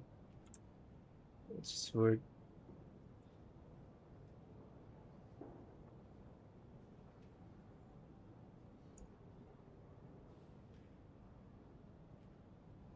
Phenomenon. Phenomenon. Phenomena. Phenomena observable to the human eye. However, they can only be considered harmful. This assumption may be conveyed in advance to the theater's management to rescue them. But for me, the investigation does not end here. Uncovering the reason why the ley lines have been obstructed is true focus of this inquiry. Other examples multiple resources. After consulting multiple sources, the most reliable hypothetic at present appears to be the existence of an angel civilization. Whoa! Angel civilizations. Angel. I'm an angel. It's a song. What's a funny song? Angel song. Evangelion. And the primary attempt at the Leland solution. There is too little information involving hero. I must return home. There's too little information available here. I mean, how did it say hero, bro? I'm fucking cooked, man. I'm seeing you all here, except of will it still not be hero, bro? If there was an all here, bro, I'm cooked, man. No. It would be hero. HERO, not hero. Bro, I'm cooked. No return home as soon as possible. Whoa! The theater manager must have hired an investigator once specifically to look into this issue. But it doesn't look like anyone ever looked at the report. Presumably, the manager wanted to know if the supposed haunting was dangerous, while also being fearful of word getting out in case it affected the theater's business. Anyway, the bottom line is, the haunting is actually real after all. It's caused by an obstruction in the ley lines. Is there any chance this is the key to finally making some progress with the murder cases? Ley line problems are pretty unexceptional to me by this point. And while it certainly offers an explanation for the ghosts, it's hard to imagine what connection it could have to these two murder cases. Some of the language that appears at the very end of the report caught my eye. Angel civilization, ley line renovation? My area of research doesn't touch on any of that, so it's completely outside of my wheelhouse. Huh? A piece of paper just fell out from the report. It landed right by your feet.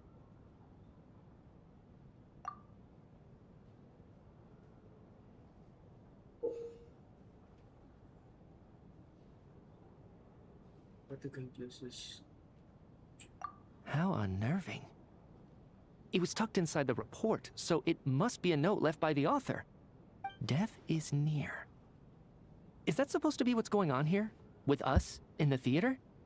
But if so, how did the author foresee it? Could he predict the future somehow? Maybe things are more complicated than we thought. No, wait a second. If we take the report and the note at face value, they completely contradict one another. The report definitively concludes that the hauntings in the theater are harmless and cannot affect the real world. But the note seems to be warning of potential danger. The question is, what exactly does the note mean by death?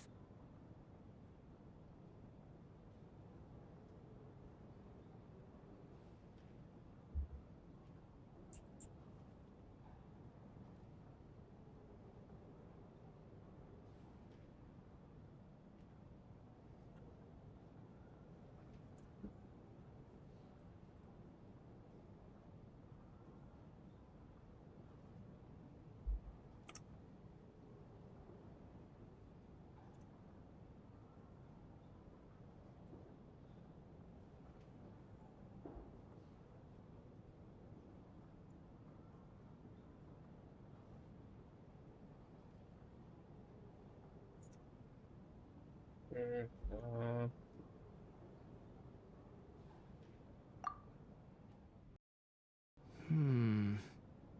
The various ways we could interpret this keyword lead in completely different directions. Let's pause our analysis here for now. I think we need more information.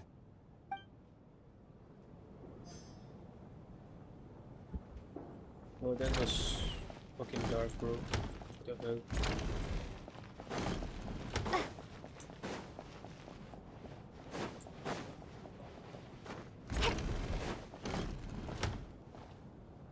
Where Tonya?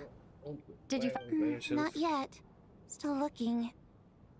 So, are we supposed to be looking for something paranormal? I think I'd prefer teaming up with you than looking around on my own. This looks like somebody's notebook. Shall we read it together?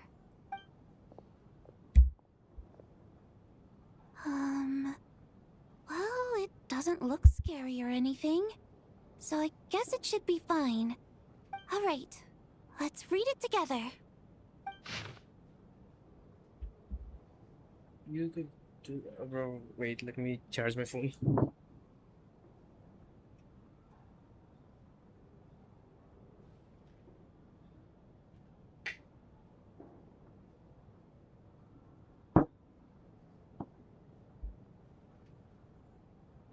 You once told me I would understand someday, but even now I'm still don't.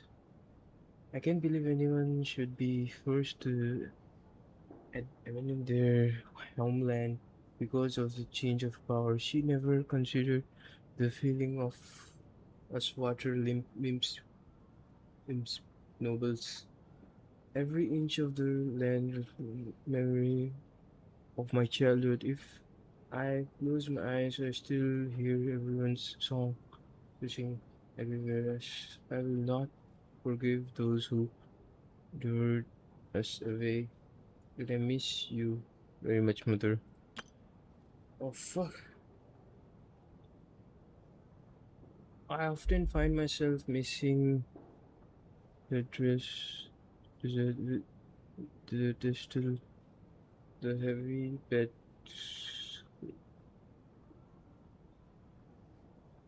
certain, and the first ray of sunlight that would stream into the manor, which every morning it's curtains, sorry. But it's right, but it's all right now.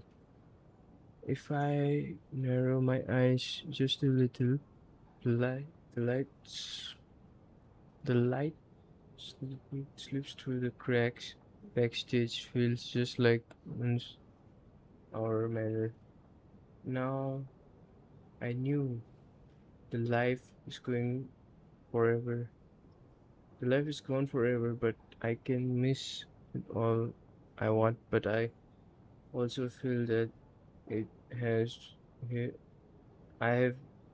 I have here now. I. I have here now. What I have, bro. But I also feel that what I have here now is no less than what I lost.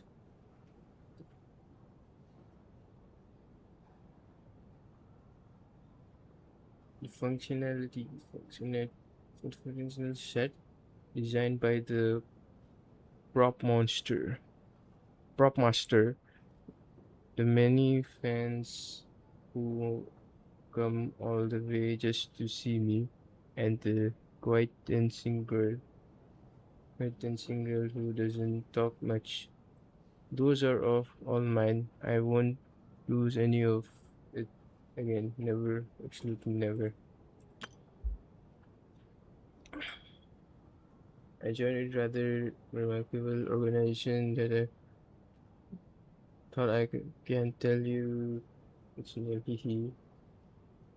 However, that great figure intended to be the to do this time. There should always be someone looking out for the misfortune of an ordinary people. That's what our organization exists for. Misfortune. Misfortunes. Even now, I still don't understand her. It is that those why is it that those in power always seem this way? In this way, they clearly have an ability to create happiness. Some say she has her own difficulty, but what could possibly uh, ter- terrible harm trouble her? Someone so simplifyingly occupant, omnipotent. Bro, I can say words, bro. Omnipotent, bro. Omnipotent. Fucking hell. Significantly, one of it. Never mind. I should just focus on what I can do. I suppose you'll all hear about our organization sooner or later. Its name is. Never mind. I will leave the mystery for now. This is a Huh. first This letter. has to be Vodyanitsa's writing. Maybe it's a little rude for us to peek at this. I feel like I just read someone's secret diary by accident. It sounds like she's writing this for her parents, right? I don't understand. Why put this stuff in a notebook instead of mailing it in a letter? Because her water imp parents belong to the aristocracy, who were driven out of Snezhnaya by the Tsaritsa long ago. And now they live somewhere new, where the postman can't get to. We're sorry. It's fine. My fault for not storing it properly. I can't leave things lying around and expect them to get ignored when everyone's scouring the place for clues. Alright, give me my notebook back. I'll take over the investigation in this room.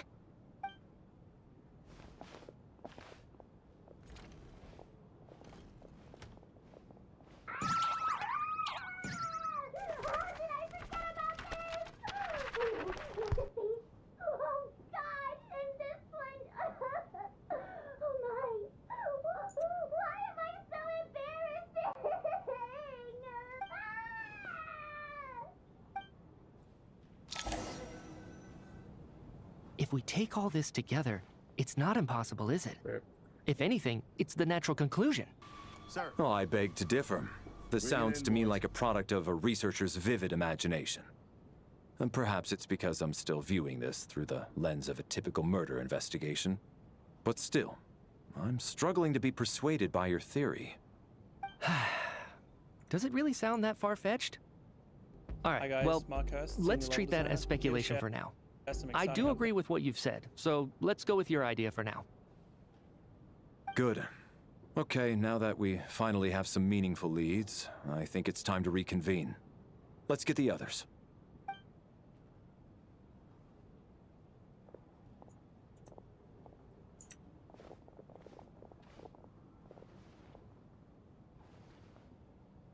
So, that's about everything we've discovered so far. I'll share my theory first. Based on what we've learned from the logbook, I believe the extra person among us is most likely the killer. If the killer had simply bought a ticket, it would have greatly increased the risk of their identity being exposed. I expect he or she either hid in the theater ahead of time, or found a way to slip past the ticket inspection. They then blended in with the group and waited for an opportunity to strike. What about the note found in the investigation report? Any thoughts on how that fits in? The killer may have simply planted it there as some sort of sick joke. I've seen my fair share of psychopathic killers. They love playing cryptic mind games. So, it has nothing to do with the haunting of the theater after all. This theory makes sense to me. If we have an audience member unaccounted for, chances are they didn't come here to watch the show. Could it really be that simple? So, in other words, all we have to do is find out who got in here without a ticket, and all our problems will be solved? Then let me make one thing clear. All the theater staff should be well aware that I came here for the rehearsal legitimately, yes? There's no way I'm the one who didn't have a ticket. It's true. I hear you used every trick in the book to get a hold of that ticket, too. Everything short of throwing a temper tantrum and rolling around on the floor at the entrance. I most certainly did not degrade myself in such a way. Probably a stupid question, but I might as well ask. Did anyone here get in without having their ticket checked? Hmm? Guess it was naive of me to expect them to just admit to it. Especially after the unprompted Lelic reveal. Once was already a miracle. Twice would be unfathomable.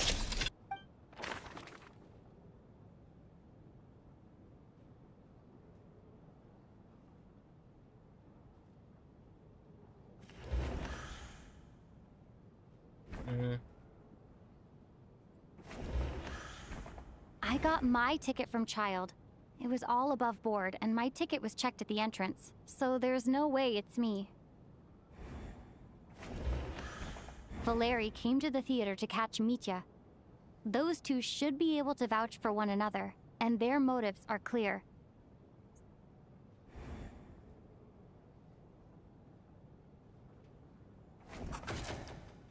We have to catch this extra person, even if only for the victim's sake. It could be her. I don't know. I don't trust her. Tonya received her ticket the same way I did. I assume Child got both of them together. In any case, I knew in advance that Tonya was coming.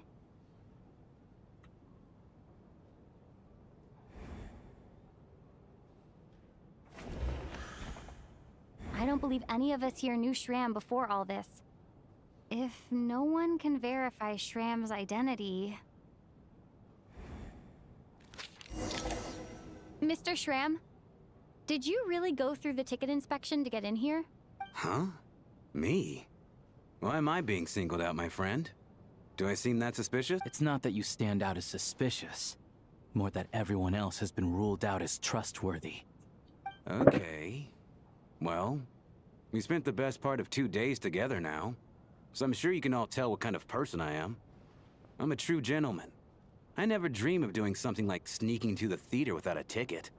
Yeah, I have no doubt that you're a good person. But the problem is, none of us here actually know you, so no one can say for sure that you are who you claim to be. Although, actually, what was it you said last night? Yeah, you're friends with that water imp, which is why you understand our primary mode of expression.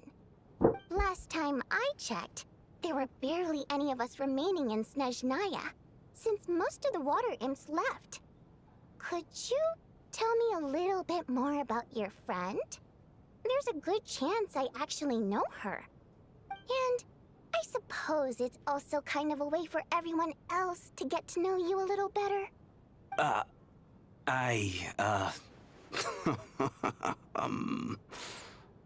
Good grief. Are you blushing? Pull yourself together, man. Stop giggling like a teenage... Hey, revolting is a little strong. All right, fine. I'll admit it. That water imp friend of mine, the truth is, we're dating. I was just the bodyguard hired by our family. But the stars must have aligned, because sparks began to fly between me and their daughter. Never in my wildest dreams did I think I'd get so lucky. We don't need details. Just get to the point. Okay. I'm just a little hesitant to reveal her name, that's all. You know how it is. These are delicate times, even with me to protect her. If word gets out that she's dating a human, both the Fae and human factions will give her a hard time. Really? Wait, no. That can't be. Huh? Shram, what the devil are you talking about? Why is everyone looking at me like that? Surely you can understand where I'm coming from. Delicate times? Factions? Yes. You know, the Civil War. Last time I checked, the Fae and the humans were still at each other's throats. If I'm not mistaken, the last significant civil war in Snezhnaya history was over 400 years ago, when Her Majesty the Tsaritsa had just taken the throne and was consolidating her reign. What do you mean, 400 years ago? What's going on here? Is Shram from the past? All right, Mr. Mitya, you win this round. As far-fetched as it is, it appears that your theory may be correct. I'm just as amazed as you are. I didn't even believe it myself, to be honest. Is someone going to explain what's going on? From the look on your face, you figured it out too, haven't you? Bro, what is this?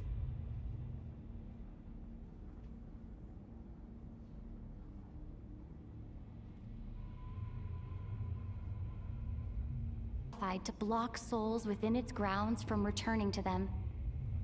Some souls can even wander this place forever. Mr. Shram's statement proves he's from hundreds of years ago. And according to the investigation report on the theater hauntings, Mr. Shram is very likely a lost soul wandering the... Fuck!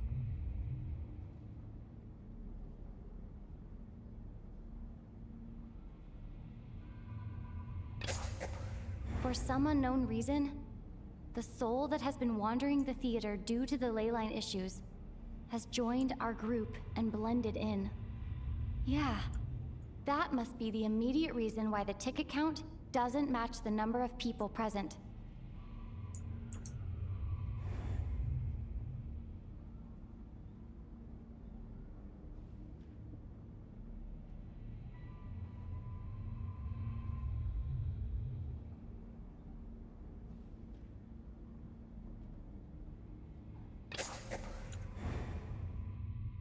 The contents of the investigation report have been verified. There are indeed leyline issues and wandering souls in the theater. Death likely symbolizes the deceased. Mr. Shram, for instance. Death is near. Huh. That must mean that there's a dead person in our midst. That's the truth, isn't it?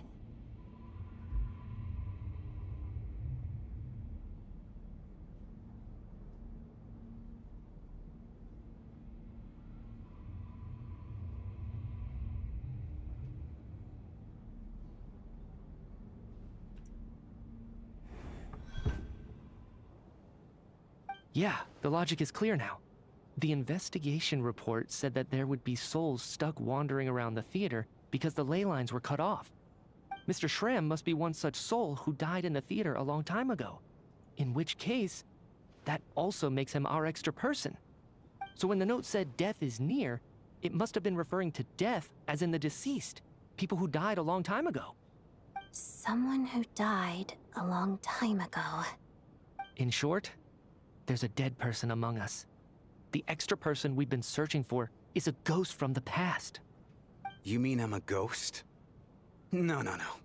Don't make jokes like that, my man. There must be some mistake. But even if I was dead, I know for a fact I didn't kill anyone these past 2 nights. Yeah. Even if all that's true, the report also said the souls inside the theater can't affect reality, right? Then what if the problem isn't the souls at all, but the ley lines themselves? The ley lines have a powerful ability to attract and devour souls. Let's say that the ley lines are like a black hole, constantly seeking to engulf souls. But the souls that don't want to return are trying to avoid being sucked in. Huh. Why does this analogy sound so familiar? What happens when the black hole can't achieve its goal? I'm only speculating here, but what if it ended up swallowing innocent souls by mistake? Or intentionally taking other souls to compensate? That could explain why we weren't able to determine a cause of death. If you're right, and their souls were devoured by the ley lines, it does make some sense. It does seem to explain a lot of the things we couldn't make sense of.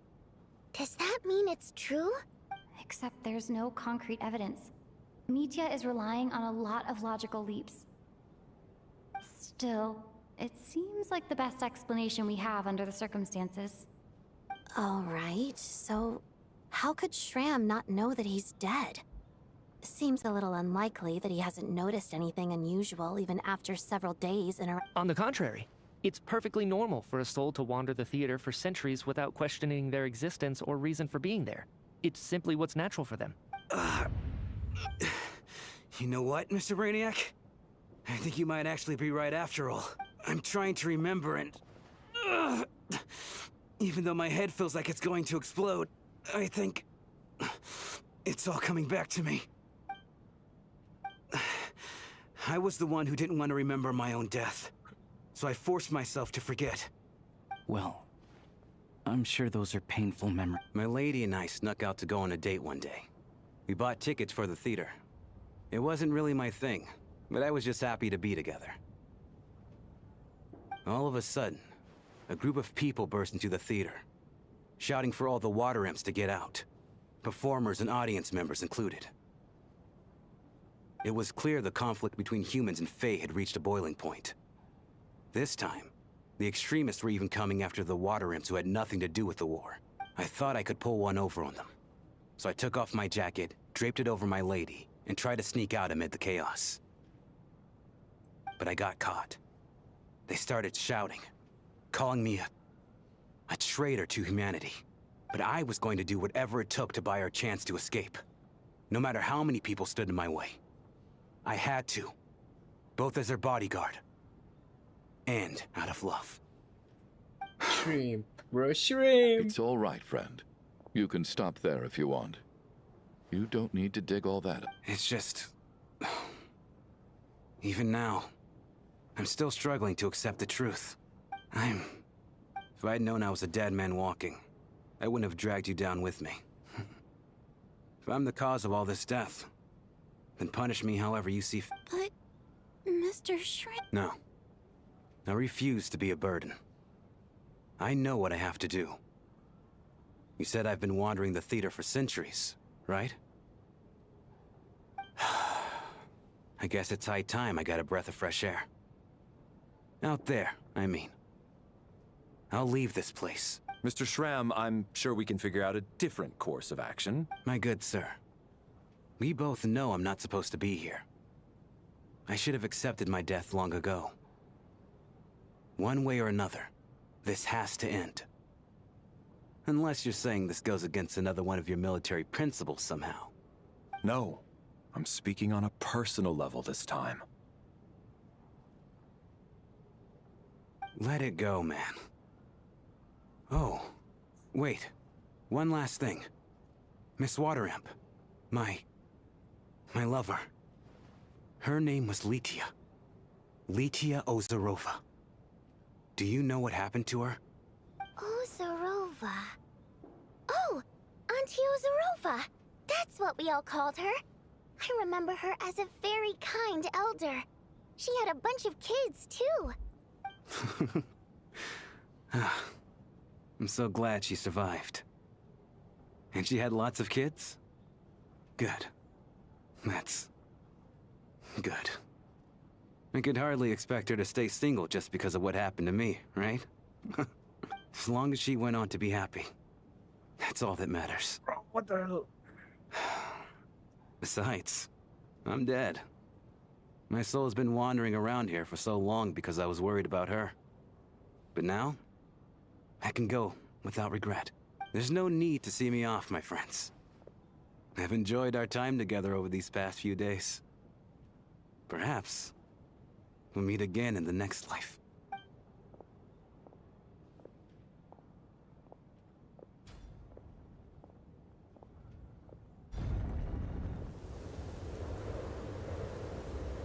Take care, my man.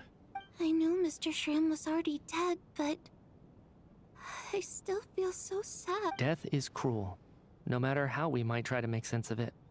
So, was the conflict between Fae and humans really that bad back then? I was only little, so I don't remember much. It's terrible to think that so many innocent people had their lives turned upside down. Even the historical records about that time period don't say much about it. All people know is that the Tsaritsa founded the Fatui, drove out most of the Fae aristocracy without explanation, then used her terrifying power to suppress the humans. It seems to me like the Tsaritsa chose to make herself the enemy. She downplayed the conflict, directing whatever animosity both sides had for each other at herself instead. That's also why, despite how brutal the conflict was at the time, there hasn't been much lingering tension between humans and Fae since. Things have been fairly harmonious for the past few centuries. So, the Tsaritsa banished the Fae to protect the Fae living in the city? She offered herself up to be hated in exchange for peace. Maybe it's not quite as bad as it sounds. I don't think. All right. If Mitia's theory is correct, then I think we can consider this matter settled. Let's all take a break.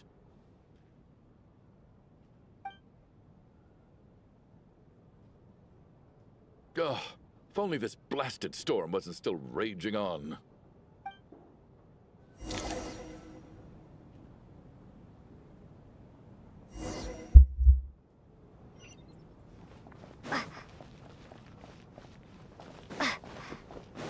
Bruh.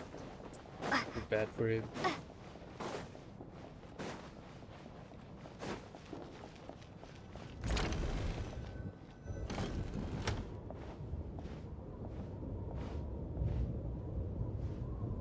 Looks like now we can just rest until the snowstorm stops.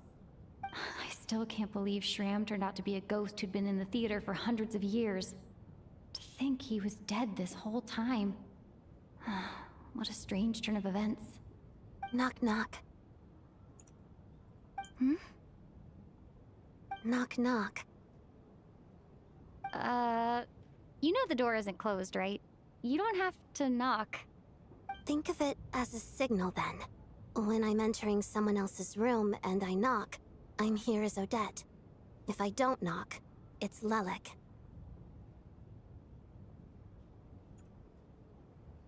Thanks. So, why did you come to find me? Is there something I can help with? Vodyanitsa said you knew about my secret identity from the start. But when everyone was discussing who Lelik could be, you were worried that revealing what you knew would be unfair to me, so you kept it to yourself, right? Yes, I'm extremely grateful for that. It's nothing. I mean, you didn't hold what happened to the Senora against me, so I should thank you for that as well. Actually, there's something else as well. I found myself in a situation similar to the one you were in when you helped conceal my identity. So I thought I'd come and ask you for advice. It's about Mitya. Before all of this, the last time I saw him, he was dead. As I'm sure you know, my goal as Lelik was to stop Project Stuja. Well, when I found out the tech lead for the experiment behind Project Stuja was Mitya, I immediately started planning to track him down and threaten him to back out. I often saw him around the theater, but I soon concluded that making my move there would risk exposing my identity. So I decided to infiltrate the Armory Palace and go directly to his lab. That way, the threat would be much more effective.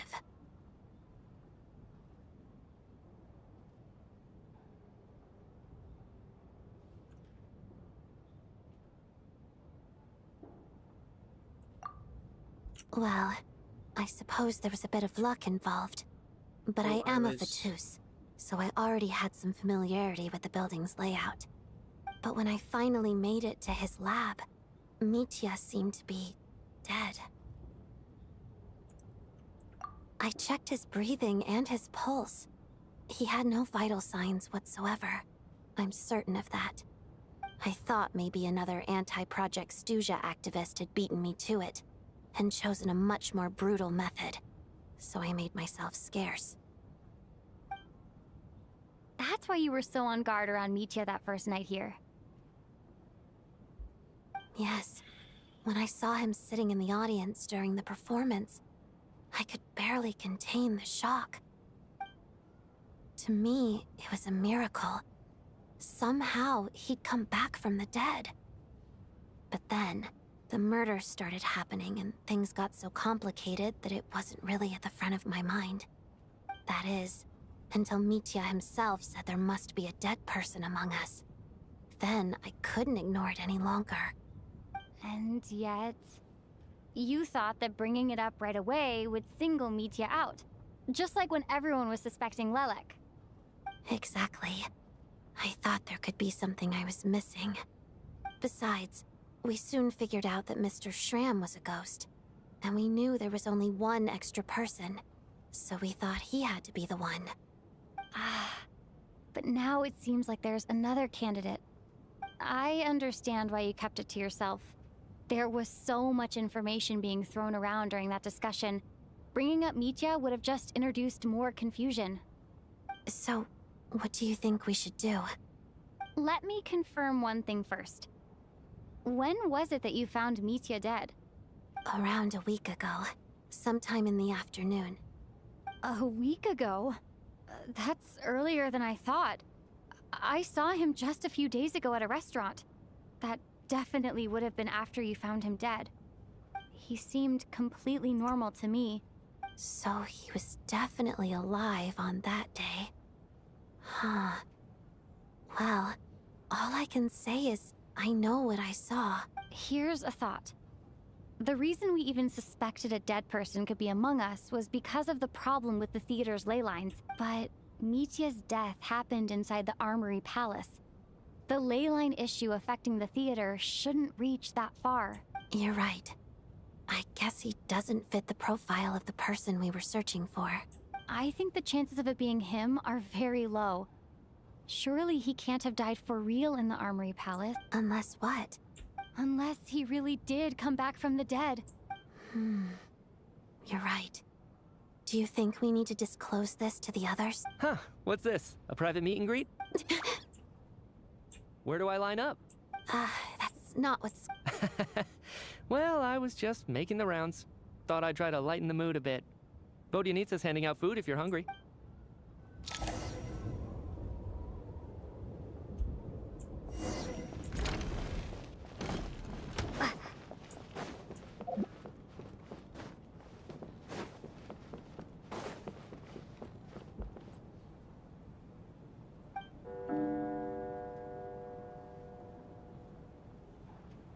What is going on with this storm?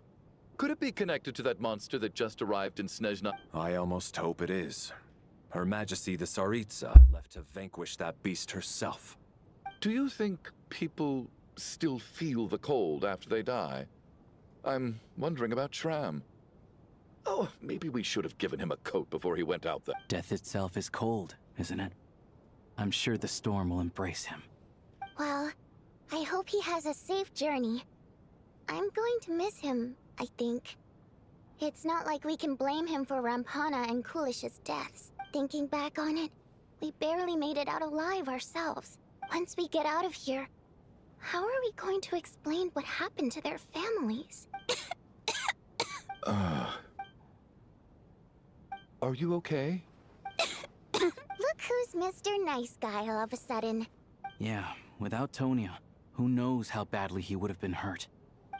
I told you already, I never intended to resort to violence. Duh, bunch of rascals. Little girl? I was rather surprised when you spoke up for me this morning. Oh, no need to thank me. I've been, too embarrassed to admit it, but, you remind me so kind to everyone, but never lets her old man off the hook. Unless my wife and I are having a fight, then she's always on my side, especially when she was little. Every time I took her... All right. Are you taking anything? Yeah. I see. That's good to hear, then. We should probably discuss arrangements for tonight. Now that the deceased has left our midst, there shouldn't be any more incidents. However, out of an abundance of caution, I'll keep watch. Shouldn't we take shifts? I can take one if needed. No need. I managed to get a nap in earlier, so I have plenty of energy right now. After all the tension of the past few days, everyone else should just focus on getting a good night's sleep.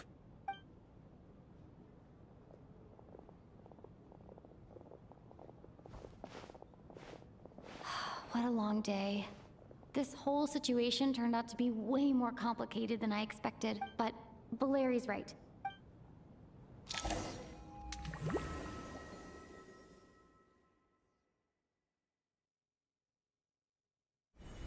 She's awake. If you must call me something, call me Mr. Door. The Black Mist is coming. You need to go. Are you all right? Can you walk? We just got attacked by monsters on our way up. That Mr. Door fellow protected us. He just seemed to come out of nowhere. Not much of a talker, but when it comes to taking down monsters, that man does... Curses! The Black Mist... Mr. Door, I don't believe I've ever seen you around here before. Why is that? There's no need to try to get to know me. I'm just Mr. Door.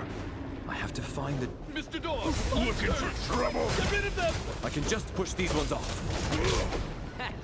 Oh, well, anyway, we're lucky to have you here. Thanks for saving us earlier.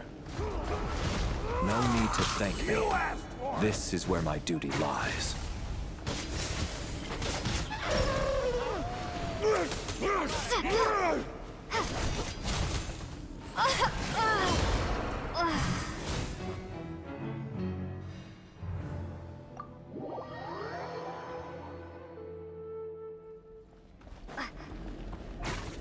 Curse you!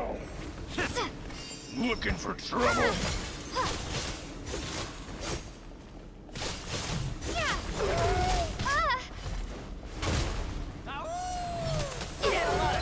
What the?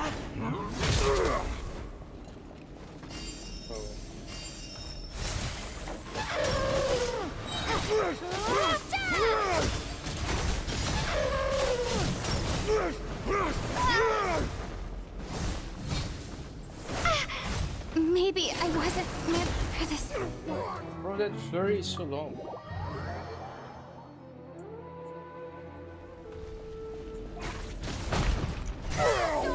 Blade!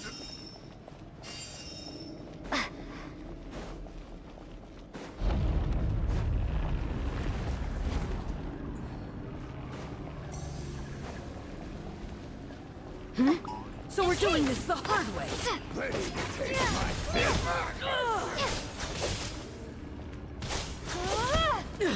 How? You win this one. Curse you! Curse you! Remarkable work, Mr. Door. If I had your muscles, I'd do the same.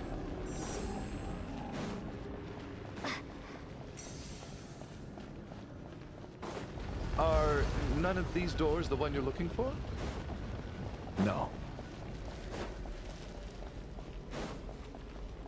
Condense!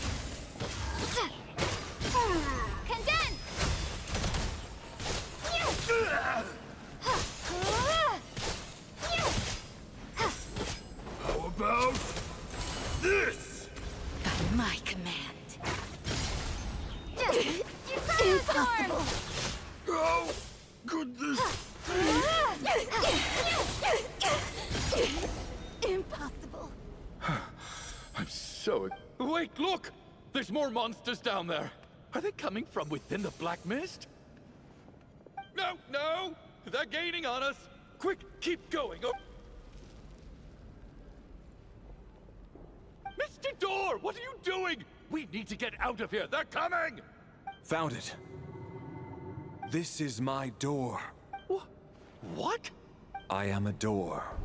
This is where my duty lies. No! You must keep going. A door can only keep things out for so long. You must make haste. But... Oh, you're right.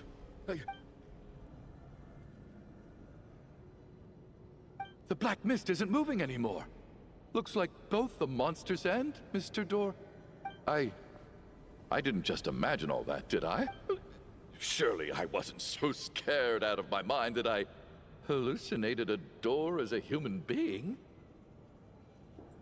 Oh, okay, good. There's no way we both hallucinated the same thing.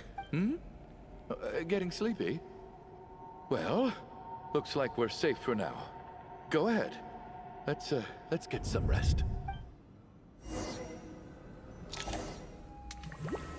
Oh, the guy died, bro?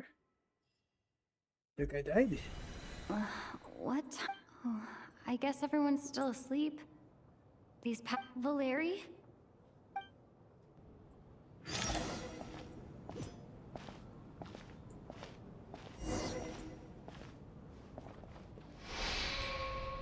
Oh, he looks so calm and as ever since if there is no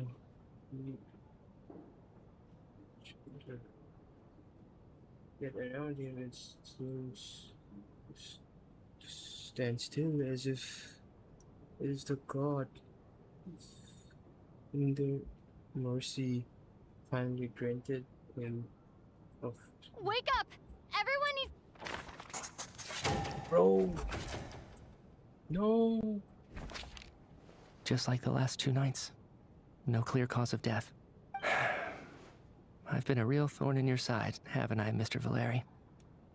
Now you can rest in peace, but for me, life will be all the duller for not having to run away from you, my friend. How's Tonya? I just checked on her, and it doesn't seem like anything serious. She's just exhausted from the past couple of days, and she's still recovering from her illness. We should let her sleep a bit longer. That means Valeri was the only one who died last night. If Valeri was awake and keeping watch, it would have been impossible to kill him without waking everyone up. This is so frustrating. Why has nothing changed since yesterday? I thought we already dealt with the dead person causing all this. Actually, one thing has changed. There's only one victim this time, not 2. Does that mean...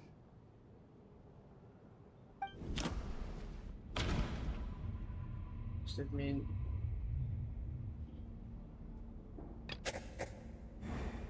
No similar cases have ever been confirmed. So, this theory doesn't seem to hold.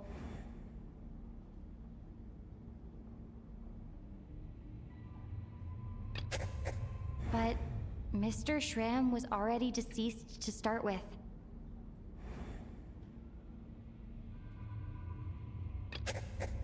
Can a death at night even be defended?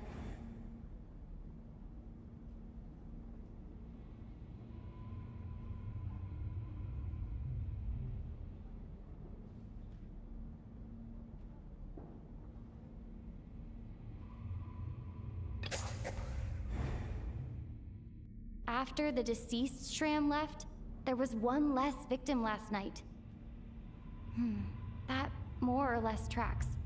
It's a reasonable conclusion, considering the only variable that changed. Oh, the number of people who die each night is equivalent to the number of dead among us. That's your theory, right? Exactly. We identified Mr. Shram, and the night after he left, the death toll dropped from 2 to 1. By that logic, there must be one more dead person left among us. Another one? But there was only one person unaccounted for in the ticket check. Having an extra person was definitely a cause for alarm, but being one person short isn't nearly as One more dead person among us. If Mitya's theory is right, then what Odette told me seems a lot more relevant. It's just, at the time, we had no reason to think there was more than one. If only we'd taken it more seriously as— I'm sorry. This is my fault. I had information that could have been helpful, but I held back. I'm partly to blame as well. What is this about? Sounds like there's some big news you've been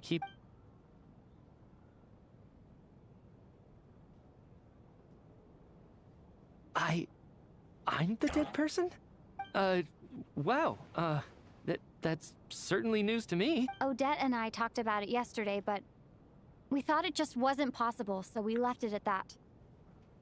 Yeah, I don't blame you. If I'd been there, I probably would have reached the same conclusion. It just sounds too unbelievable. Let me just try and verify this. I just scoured my memories trying to think back to the afternoon Miss Odette mentioned. But I honestly have no recollection of dying. That's where I'm different than Mr. Shram. Having seen Mr. Mitya a few days ago myself, I also find it hard to believe he could be the other dead person among us. Well, if it isn't Mitya, then who? If you don't mind me asking, Traveler, I believe you mentioned that you know Tonya's brother. Had you ever met her before all this? No, never. Now, just 1 minute. I know where this is going. You can't just randomly point a finger at anyone you want. You're in the hot seat, and all— Trying to pick a fight, Mr. Chuganov? Whenever you open your mouth, all you do is attack people, and I've had enough of it. If you don't want to engage in a civil discussion, you can shut up. You! Did Mitya ask about Tonya because he suspects her? I suppose I only identified her by age and nothing else. I'm just saying I can vouch for her. Oh, really? You're telling the truth? Since being here, I don't think I ever mentioned she was Child's sister specifically. If Chuganov can vouch for her, then it can't be Tonya either. In which case, it seems unlikely that there's another dead person among us at all. Miss Odette, could you go over that afternoon with me one more time, when you found me dead? No problem.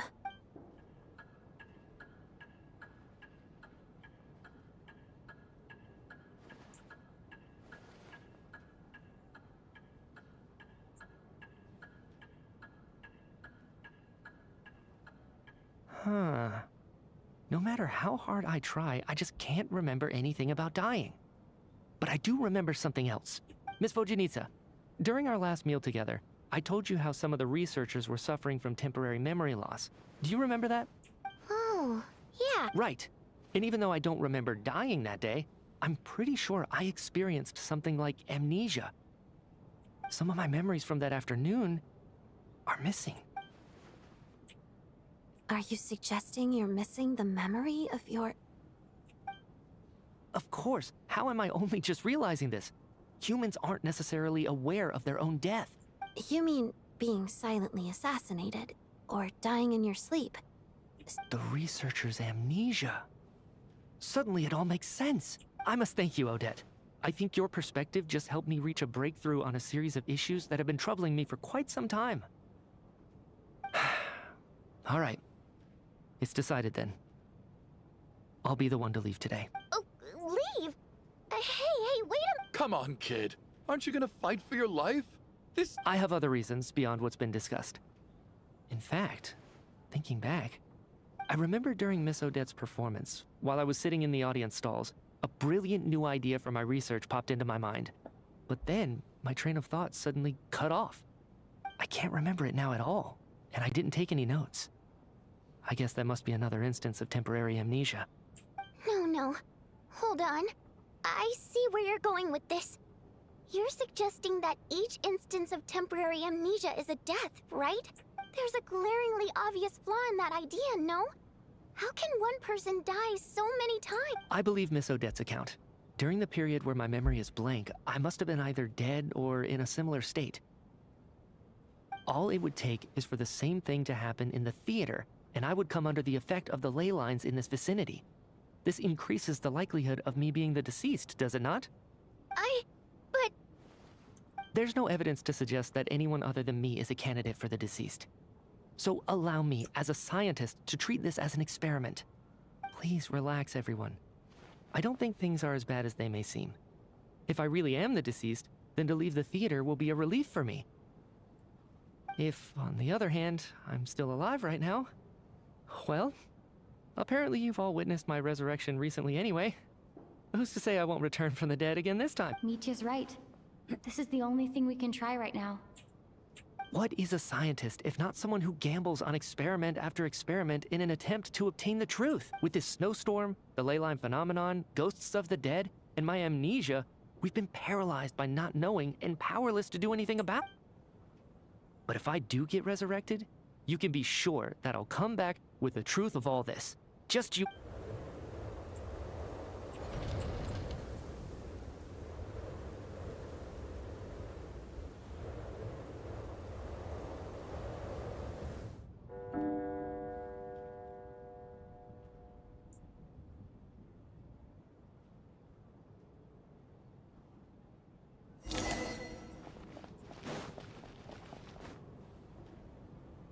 Poor Mr. Meach. Maybe it's a good thing that you... I hate goodbyes.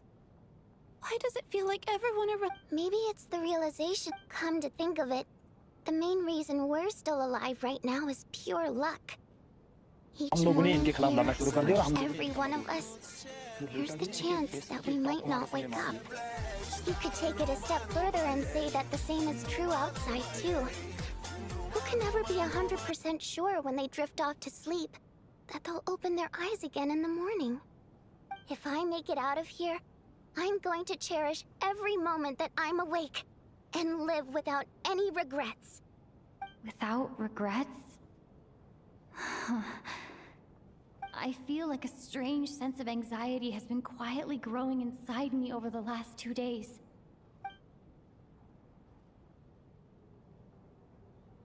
Are you okay? You look really glum. If something's bugging you, let's talk about it. There's only a few of us left here now. After everything we've been through, what's the point in keeping things bottled up? I have a travel companion named Paimon. Alosha and Odette have met her before. She's been feeling unwell recently. You're worried about her, aren't you? That makes sense. We've been trapped in here for days. To be honest, I used to feel like I was just a spectator in this world, watching everything that happens from the sidelines. Maybe it's because I'm a descender? A descender? But with Paimon by my side, over time, I slowly felt my connection to this world growing stronger. She loves eating, sleeping, and having fun, but she's also a great guide. It's her authenticity that makes this whole world feel more real for me. Over the last few days that we've been apart, I've often caught myself wondering, what would Paimon say if she were here right now?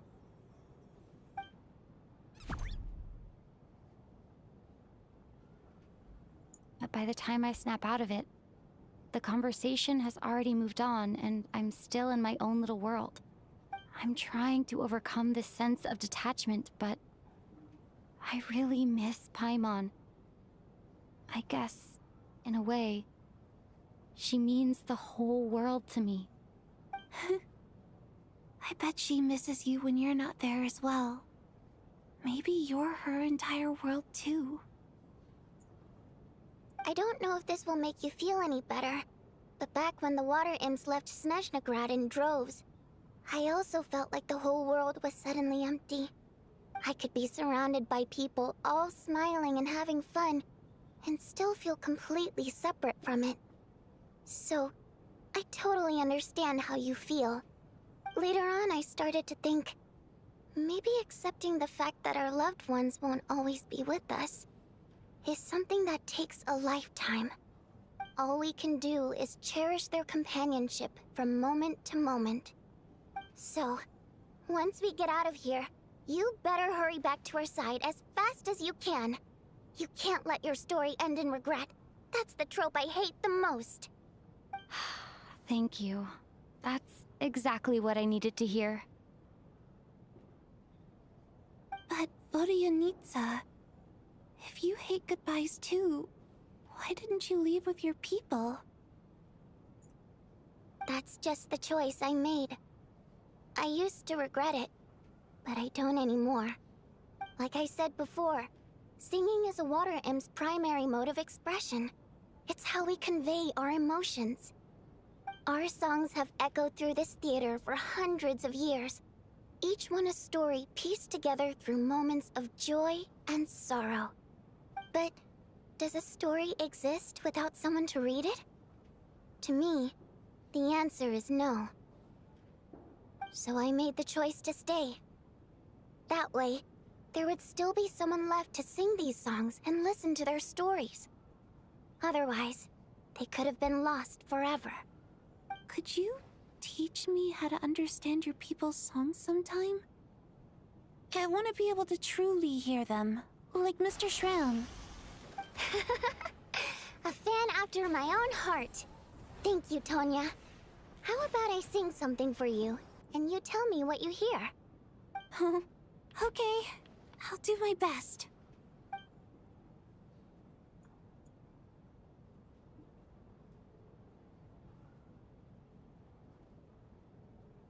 Bro, it's still glitching out, bro. I can't hear you, bro.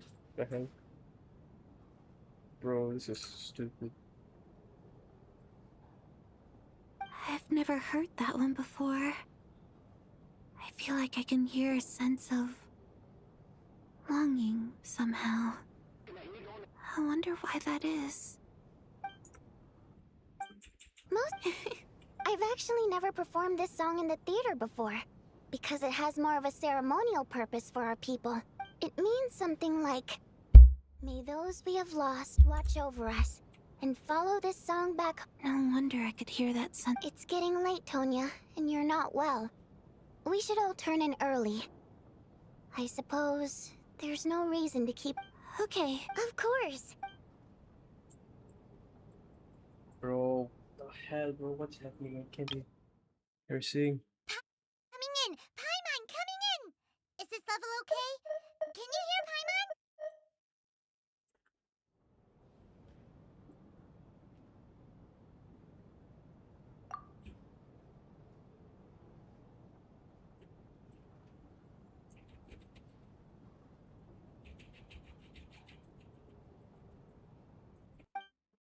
But before I fall asleep, I should cherish this moment of companionship while it lasts.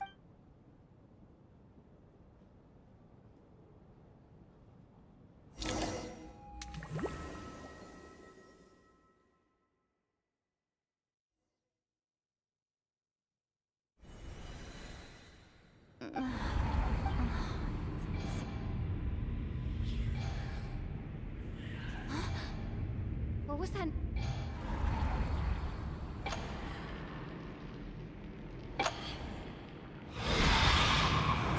Bro, that's a jump scare. What the hell? Return, O spirits. Fulfill your oath of protection.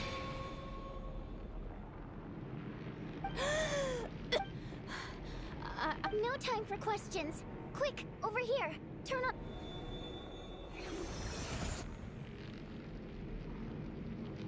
Alright, we're safe. The spirit just now is called Night Prayer. The light subdues her, but she'll attack without a second thought in the dark. Sort of. I know it's hard, but you can't let this place go dark, or she'll kill you again.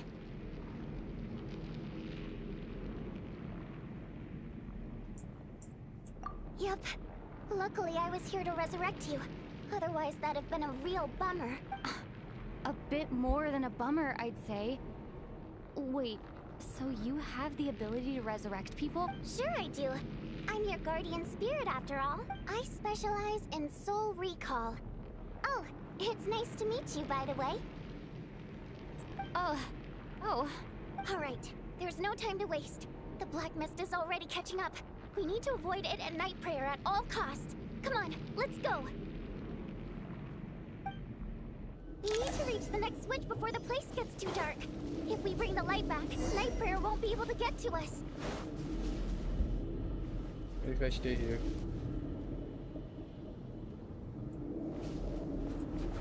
It's actually kind of pretty. It's not even that scary though.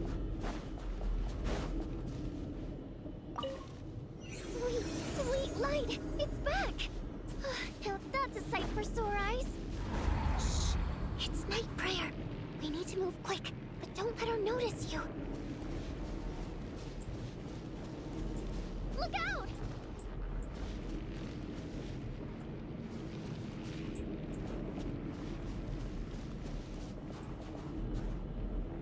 Sounds stupid.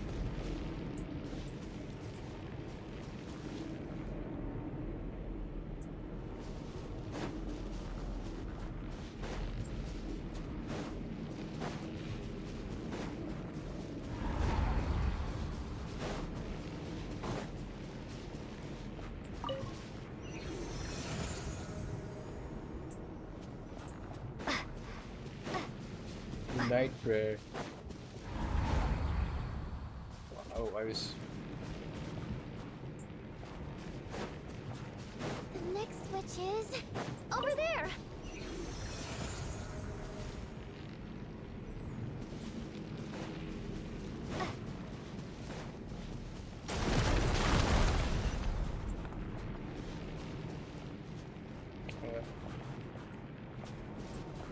How do I get there?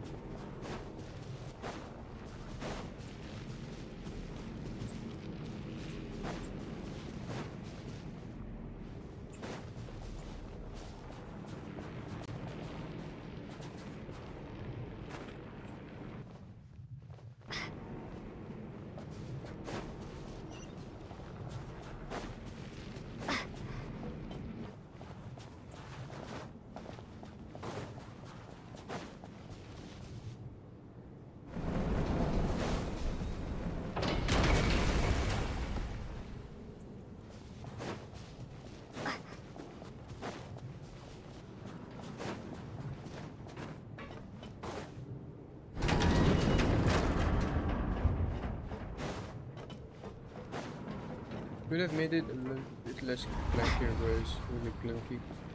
No, night prayer is here too. This can't be the only path. Let's head up there and take a look. What happened if I, like, you know, let her catch me?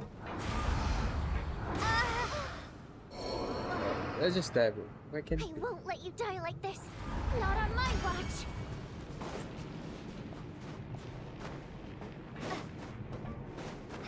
The switch is just up ahead. Hurry!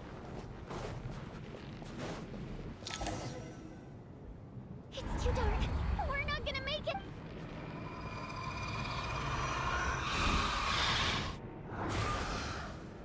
Traveler! I won't let you die like this.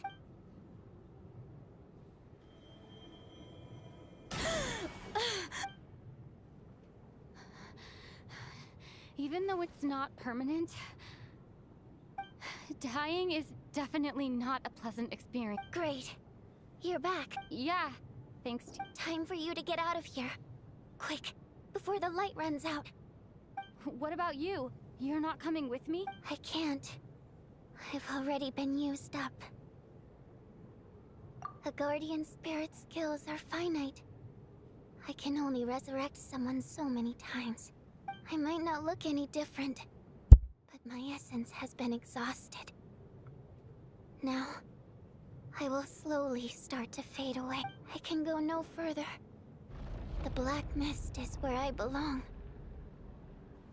It's Why didn't you tell me sooner? because it wouldn't have changed anything. That knowledge would have just burdened you. Go. Now, before it's too late. I already hear Night Prayer approaching.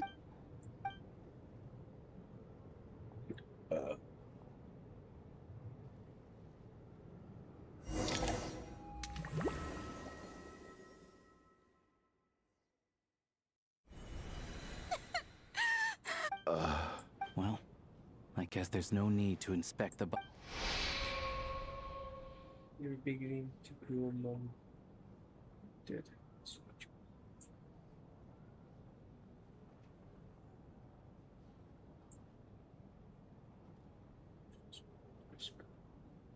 Can't believe it. Jesus.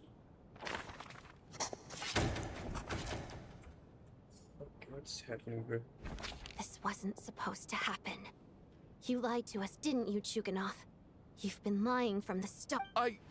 Take a long, hard look at yourself before you go around accusing. I suspected you on day one, and you, little hunter, ever so content with staying on the sideline. Now you're just lashing out indiscriminately. Where was all this passion and bravado before? Decided to fight until the bitter end. Is that a threat? After all the trauma of the past few days, everyone's been pushed to the breaking point. Valeria and Nietzsche aren't here anymore.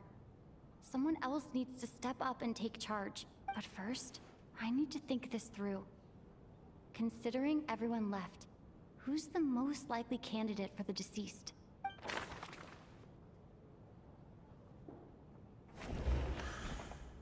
Of those who remain, the only person we've never met before is Tonya. People are easy, but...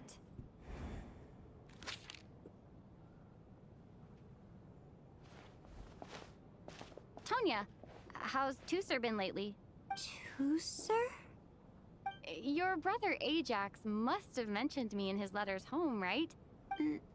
No. And my brother's name is Razik, not Ajax. Chuganov, looks like it's your turn to do some explaining. Yesterday you said you could vouch for Tonya. Why did you give us a false testimony? I knew you were behind this, Chuganov. You've been lying through your teeth from this. Everything about you is fake. Down to the wife and daughter you're always talking about. Your entire family man persona is a charade. That night, when I infiltrated your place as Lelik, I noticed you were home alone. Didn't think much of it at the time. Just thought everyone else was out. But thinking back on it now, that doesn't seem very likely. My guess is, you live alone, don't you? Even that was a lie? But why would he lie about how— Curses! Oh, why is there no end to this blasted snowstorm? If it would just stop! I think I remember now. I know how I ended up here. It feels like a distant memory. But at the same time, it's just like it was yesterday. The reason I'm always coughing is because I got sick with frostbite. The locals usually call it the snow cough. It's not a very common illness. It's partly genetic and partly caused by the cold climate, but it can be fatal. After a while, I felt myself growing weaker, and so one day, I told my brother that I wanted him to take me outside for once, so things could be like they used to. He agreed. He snuck me out of the hospital, and we got to the theater, bought tickets, and when I woke up, I couldn't find my brother anywhere, so I guessed he'd already left. But there's no way he'd leave me behind, so I decided to stay here and wait for him. At the time, I figured he'd probably gone to brew some more medicine for me. Tonya, it sounds like by then you'd already— Yeah, I know. I understand now. Dead, aren't I? This cough and the feeling weak. It's probably just my body's memory.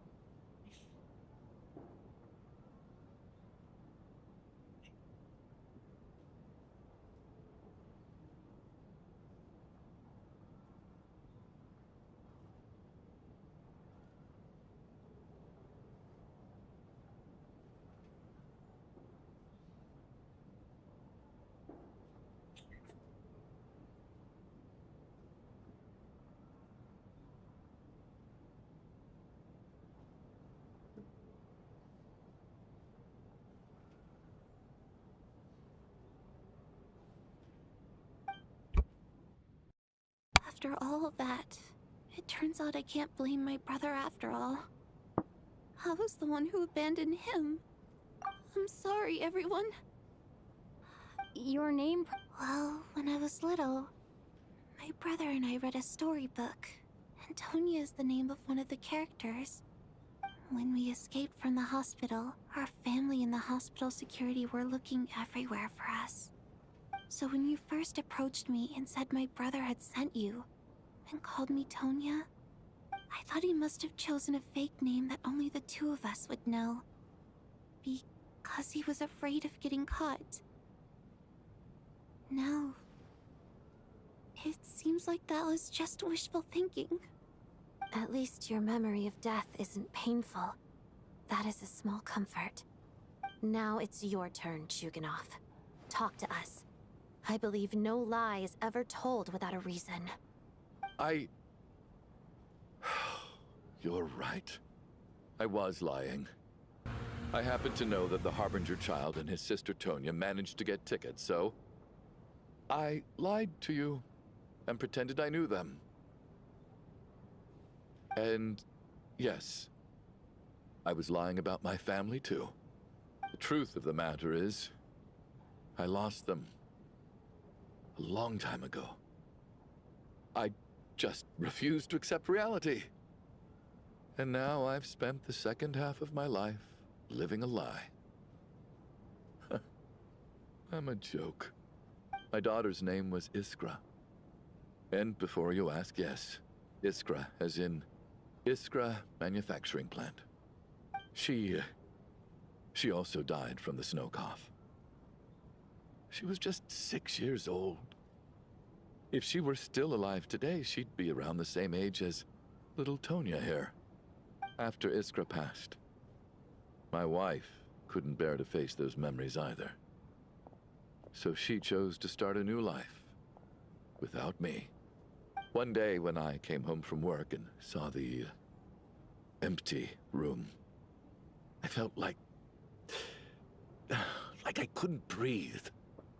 Subconsciously, I started to imagine that they were still there. I soon discovered that this was the only thing that made me feel any better, so I just embraced the delusion. Nothing more than a pathetic means of escapism, I know. So explain your false testimony then.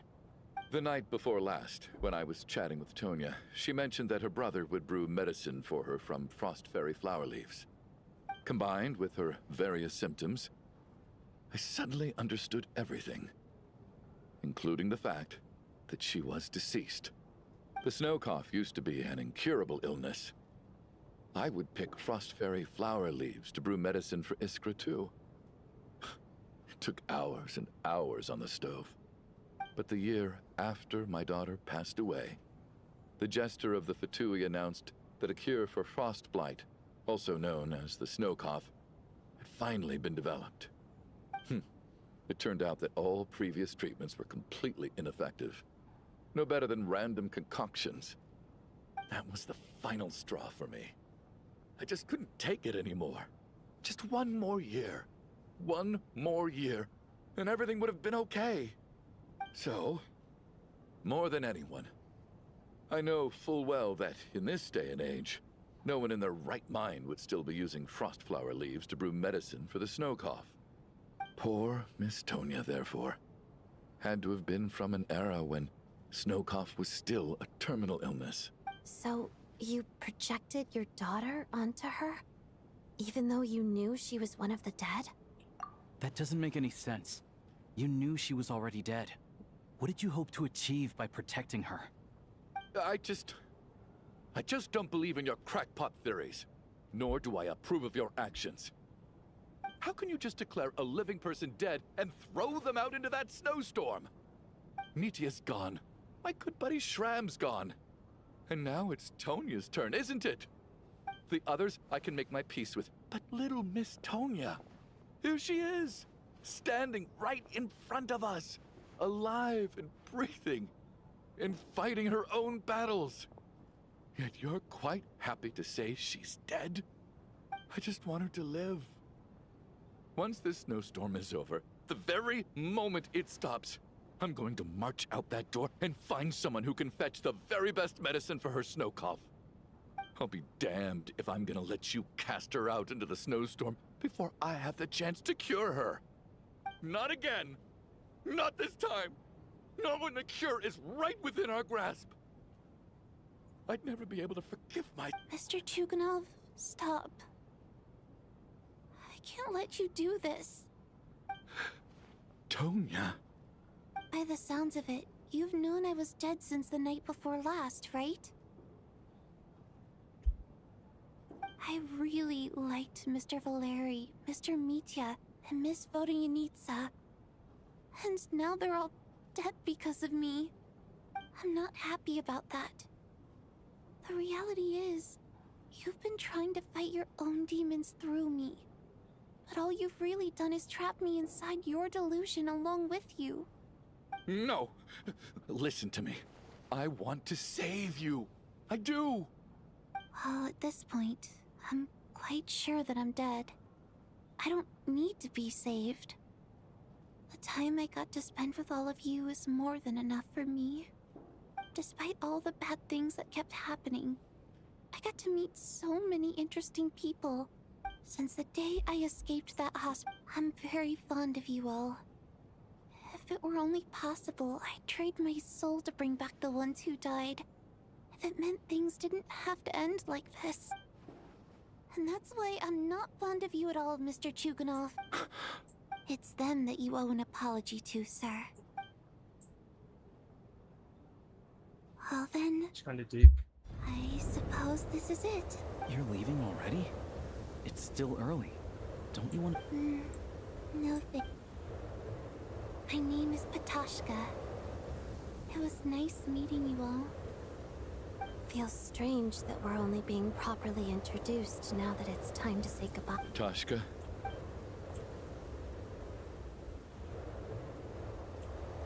What are you doing, Chuganov? Are you crazy? Let me leave. I can't keep lying to myself anymore. In your dreams.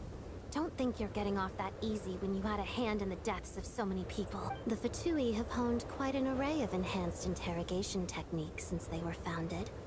Once we're out of here, Lelik will personally give you a taste of every last. What? Why? That sounds stupid, bro.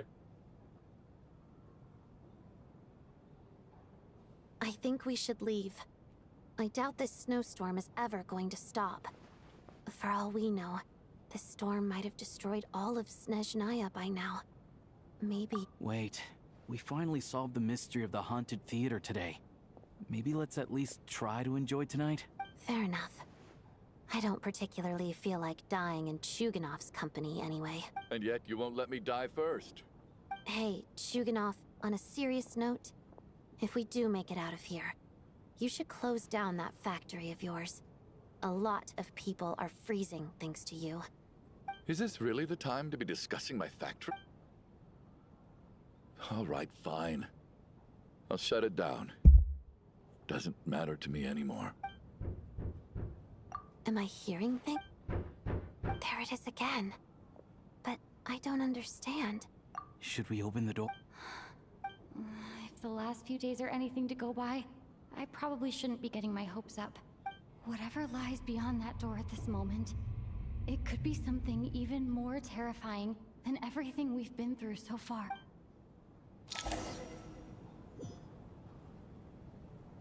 Open the door, bro.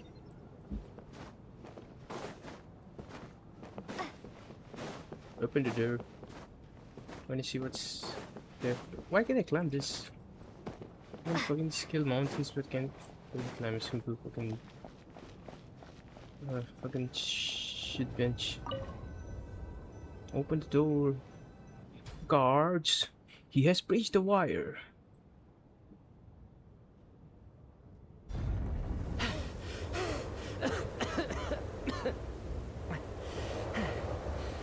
Hey everyone, I'm back. How are you doing?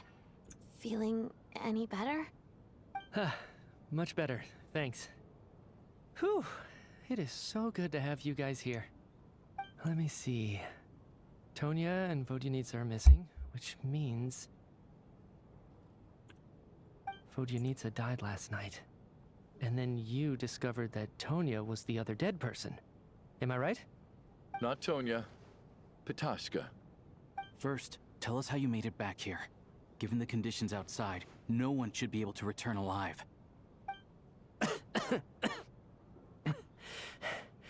You're right. The thing that got me back safely was a song. I heard someone singing. After walking into the snowstorm, my mind grew hazy. I don't know how long I walked through the storm before my mind completely slipped away. Then, suddenly, I heard the sound of singing. The voice instantly brought me back to my senses, and I regained consciousness. So I followed the voice, searching for the source of the singing. I searched and searched, until finally, just a few moments ago, there was the entrance to the theater, right in front of me. I've actually never performed this song in the theater before, because it has more of a ceremonial purpose for our people. It means something like, "May those we have lost watch over us, and follow this song back home in the night, so that we might be reunited once more." That must have been Vodyanitsa's requiem. Who knew it actually worked? That song is meant to guide the souls of the dead. Mitya, that must mean that you... Huh. No kidding. Seemed like I guessed right then. When I first stepped out of the theater, I was still quite lucid. My memory of it is still pretty intact. I remember the outside world being completely different than what I'd expected. It was like this was a world where only the snowstorm existed. I don't know how else to describe it, except to say that it just didn't seem like the real world. And as for the requiem, if I was guided here by Vodyanitsa's song, it can only mean that I must already be dead. And this is my soul, not my body. But I didn't experience a clear moment of death while I was out there. Nor do I feel any different now than before I walked into the snowstorm. You don't seem any different to me either. Both Shram and Petashka were clearly deceased, and yet their souls didn't look or feel like ghosts at all. They were visible, tangible, no different than you or me. This raises a truly terrible thought. Is that really what Mitya is suggesting? Argentina's anthem. Boy, does it set the thing wearing what's really going to happen on the field here today.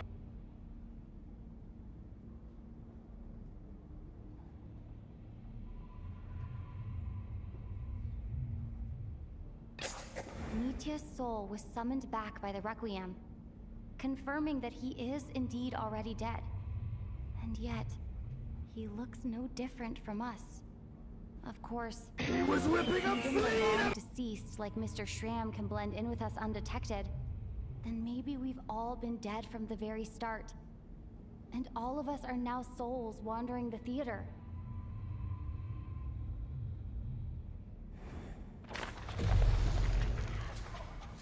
Oh, bro, this quest. What is this quest, bro? Yes. I think that this is probably the afterlife. What did you say?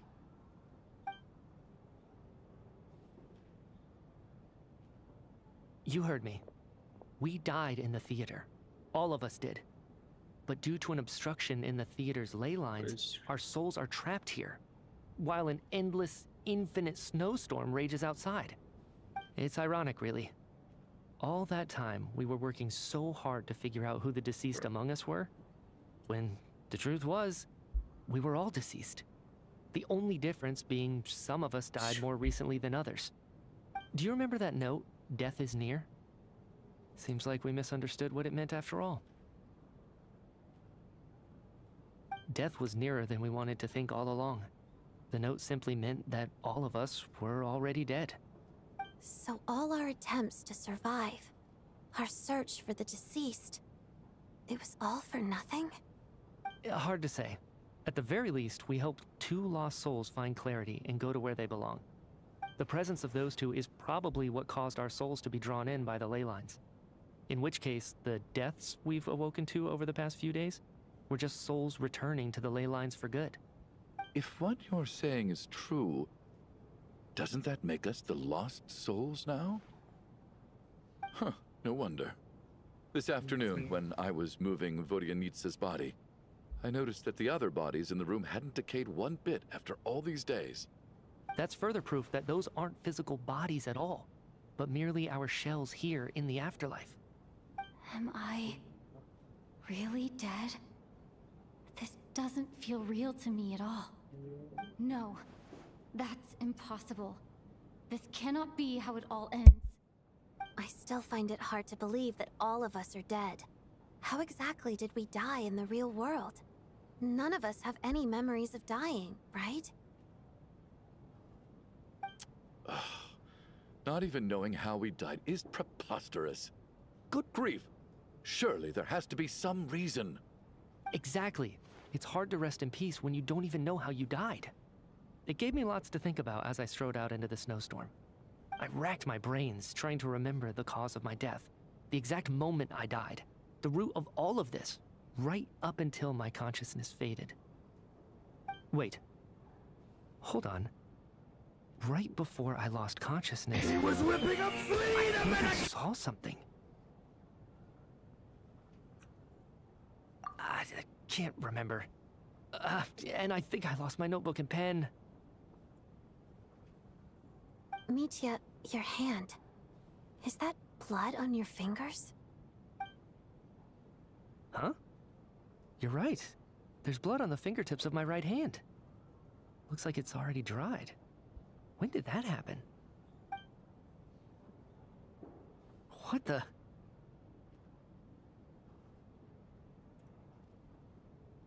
I guess this was what I saw. I must... What's wrong? Do you recognize the symbol? It's Renova, the ruler of death. Alosha, do you still remember that Snezhnayan folktale you told me about? It was about the Grim Reaper. When someone's about to die, he appears as an incarnation of someone familiar to guide their soul into the afterlife. And as soon as you recognize his face, your life is over. I heard a similar tale when I was little. You think the Grim Reaper in this story refers to the ruler of death you mentioned? That's right. In which case, death is near could also mean that the Grim Reaper is here, disguised in a familiar form. Death, the deceased, and the Grim Reaper? So it's a triple entendre. When I first saw this note, I thought it contradicted the investigation report. But now it seems like that was the whole intention. So the Grim Reaper deliberately misled us. Then, we started suspecting each other and searched for the deceased while they hid in plain sight. By that logic, the one person most likely to be the Grim Reaper incarnate is...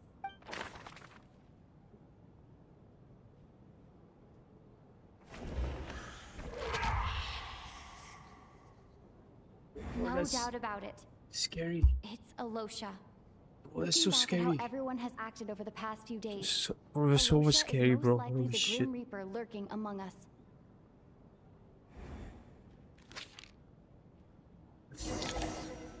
That's scary, bro. Is it you, Alosha? You were— So? Surely you can't suspect me based on that alone. What if someone else found the investigation report first, slipped the note inside, and then put it back without telling anyone? There's no denying it. The note could easily have been slipped in much earlier than it was discovered. That's not all. I've also noticed that, although on the surface, Valeri, Mitya, and sometimes I were the ones taking charge of the situation, looking back now, even though you didn't say much, you were always subtly guiding everyone from the sidelines. What do you mean? You were the one who emphasized how dangerous it was outside and insisted we all stay here. It was also you who suggested that we all sleep in the same place. And earlier today, you tried to convince Patoshka to stay. I don't understand why, but it was out of character. So, you didn't understand my intentions, and now you're assuming the worst. Seems pretty unreasonable. He still won't admit it? Fine. Let's see how he responds to the most damning evidence of all. The biggest question I have right now is, if the Grim Reaper is impersonating Alosha, then where's the real Alosha?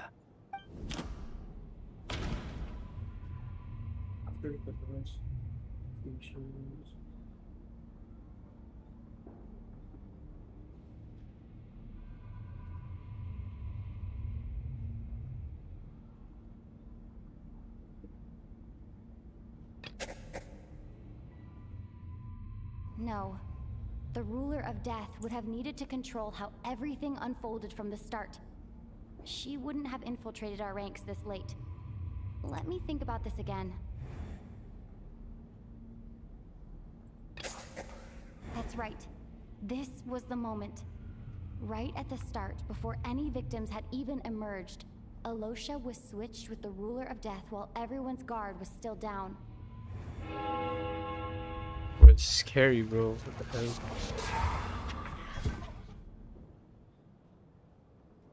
When all this began, right after the performance ended and the snowstorm began to pick up, no one suspected anything unusual. We just assumed we were snowed in. It wasn't until we discovered the bodies the morning after that we realized something out of the ordinary was going on. But it's clear now that the oddities actually started earlier than that, when Dimov walked into the snowstorm and never came back. Right. So Mr. Dimov was the first victim, not Sobolova and Torgov. And if we pinpoint that moment as the beginning of this incident, then one thing becomes clear. Alosha, you are the only person who walked into the snowstorm and came back without the help of Vodyanitsa's Requiem. More precisely, Alosha never came back at all. The one who came back was the Grim Reaper. Not bad. Well, since you've backed me into a corner, I suppose there's no point in keeping up the act anymore. Alosha? You're the Grim Reaper? I am no such tired cliché. Mortals should address me as the ruler of death. Sure, where you're true from, bro. Before being wiped out for good, you identified the two deceased, and even sensed my presence. A commendable achievement. Far beyond what I expected. I heard you can ferry souls. Those deaths each night. Were they your doing? Your initial conclusion was correct. Due to the existence of the two deceased, the ley lines yearned to reclaim those long-lost souls. Every night they devoured an equal number of souls to fill the void. This required no intervention from me. Though of course, ferrying souls is indeed my authority. Here, take a look.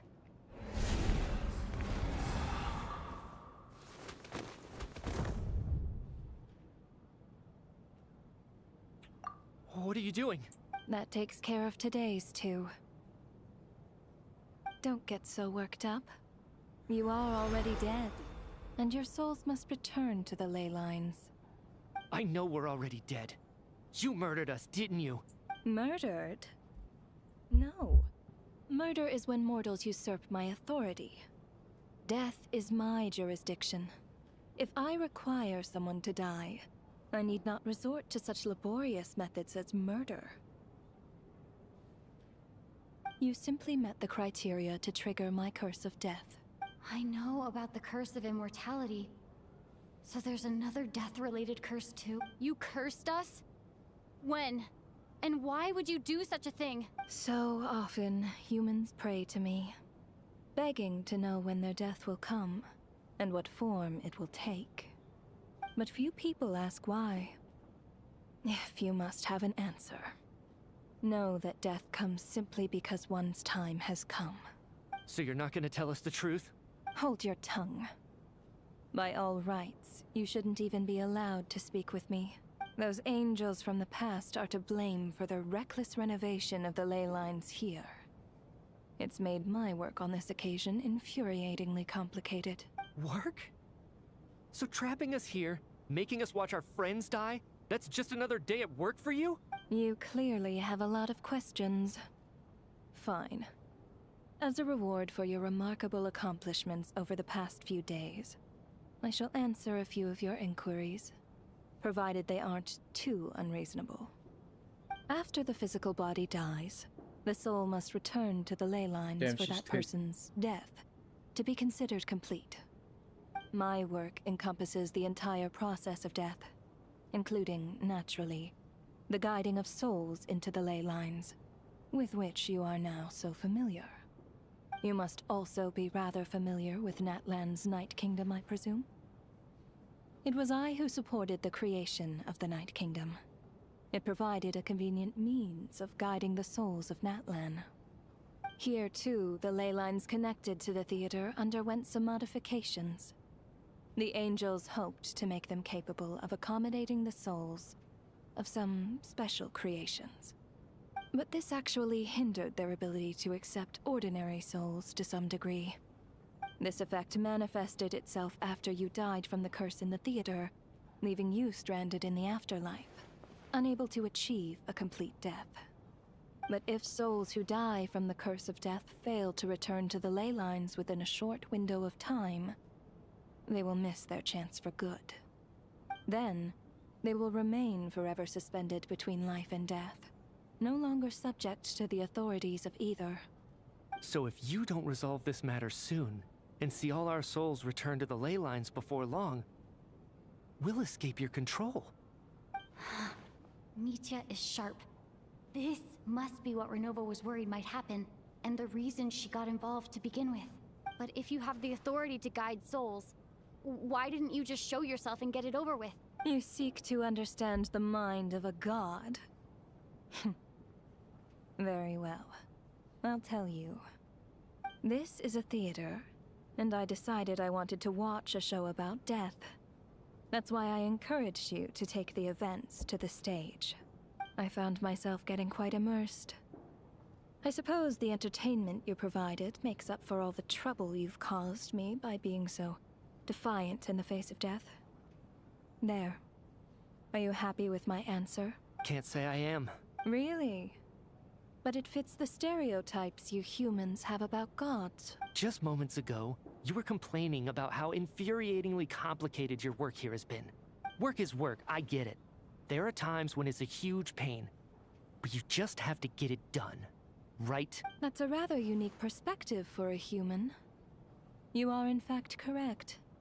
There is a pain point in this case. Due to the obstruction in the theater's ley lines, there is a hard limit on the number of souls they can receive each day, making it impossible for me to ferry all your souls at once. Revealing my identity too soon would inevitably have led to futile resistance, and there was a risk that any souls who chose to run would disappear.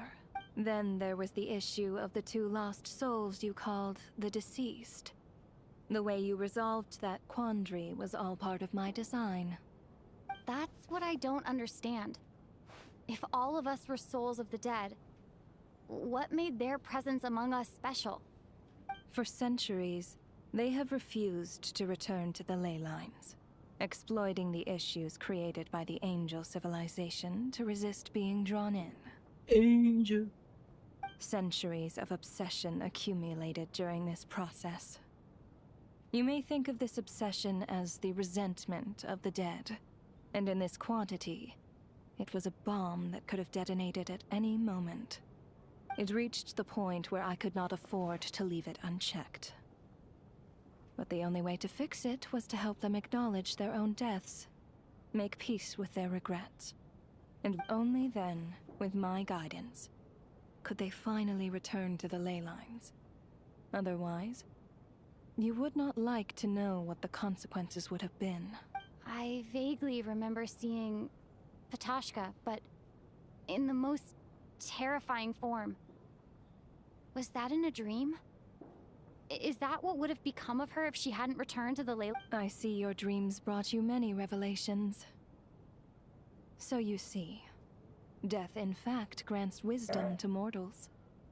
Souls connect to all things in the world and see the chain of cause and effect between them.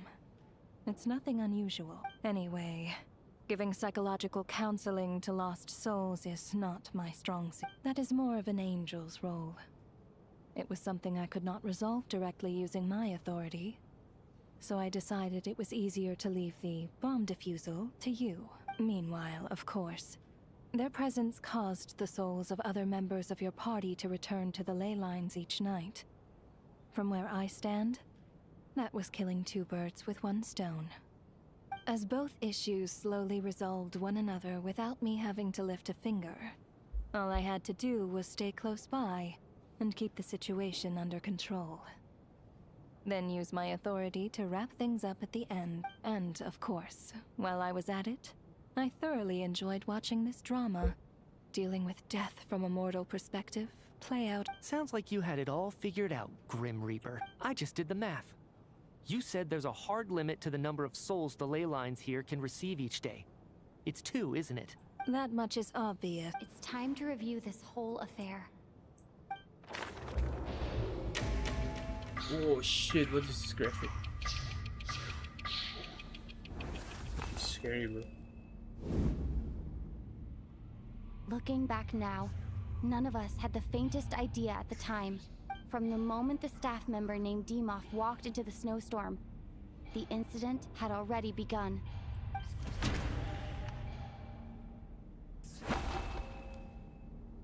No. Let me go over this again.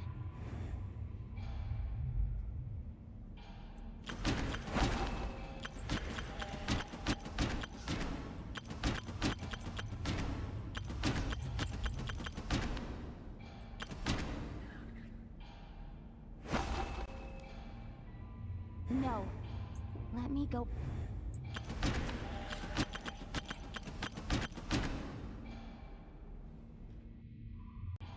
Alosha was the second to walk into the snowstorm after Dimov to invest. During this process, the ruler of death assumed his identity. During our first night in the theater, everyone was caught up in the novelty of it all. No one could have expected there would be victims the very next morning. Despite all the confusion, and with the help of hindsight, we finally began to realize that something was amiss with the snowstorm.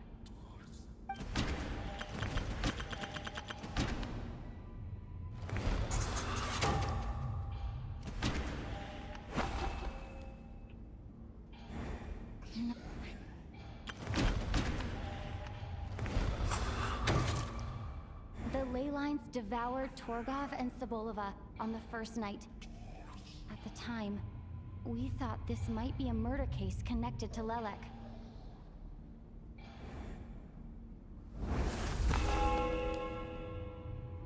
Odette and I spoke a lot that night. 3 people were on watch, but in the morning, we discovered that someone had fallen victim all the same.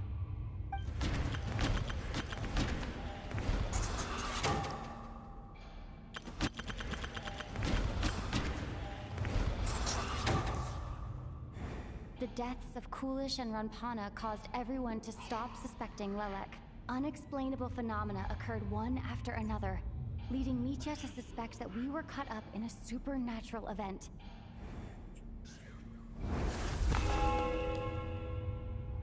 Later, we discovered that there seemed to be an extra person among us, and subsequently Us. discovered the existence of the deceased.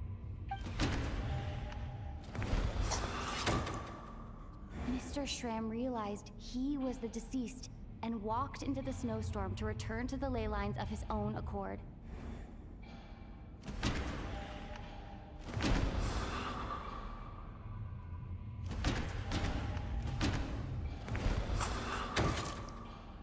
We thought it was all over, but Mr. Valeri's death was a rude awakening for everyone.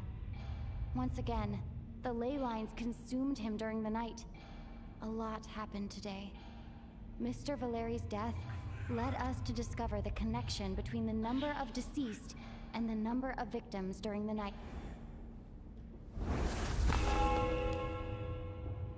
The fact that there was more than one deceased seemed to bring us back to square one. Odette revealed some information she had been keeping to herself.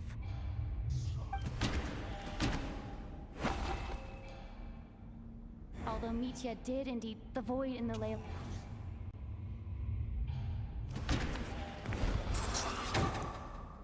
Vodyanitsa was swallowed by the ley lines in her sleep.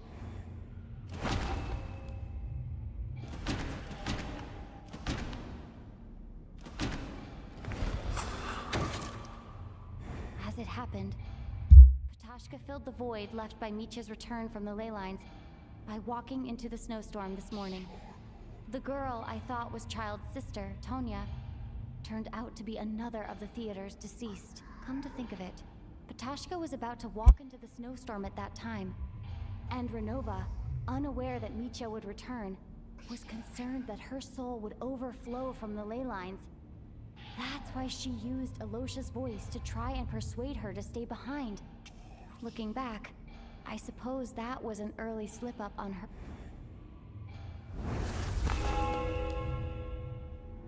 No one could have expected anyone who walked into the snowstorm to return. But just after nightfall, Mitya returned, bringing crucial information with him. Various truths began to surface, including that all of us were already dead, and that the ruler of death was here among us. Among Then, us. after revealing her true form, Renova callously claimed 2 souls.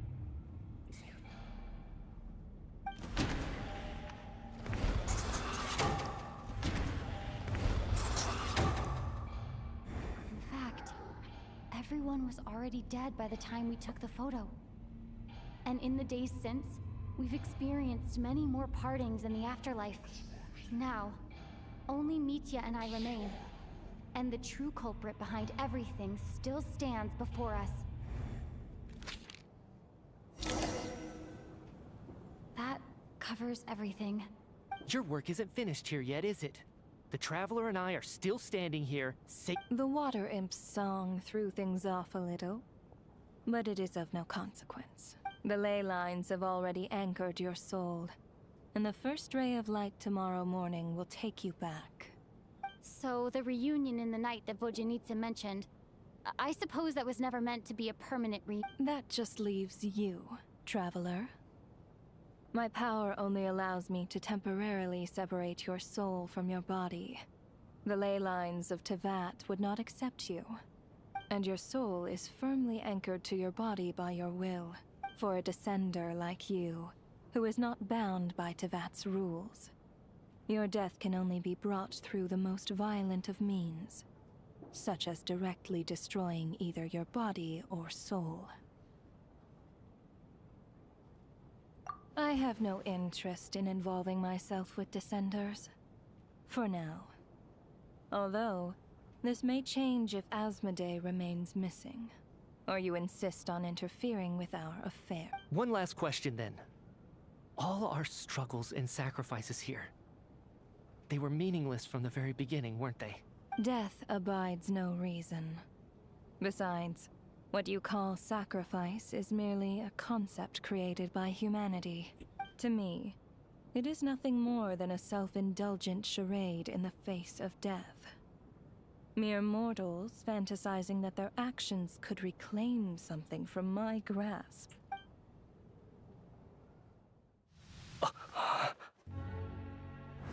Grim Reaper, you really know how to get on my nerves. I'm not here to ingratiate myself with you. I kill merely because your deaths are necessary. Oh, you've made that quite clear. But humans don't take well to being scorned. Not even by the gods.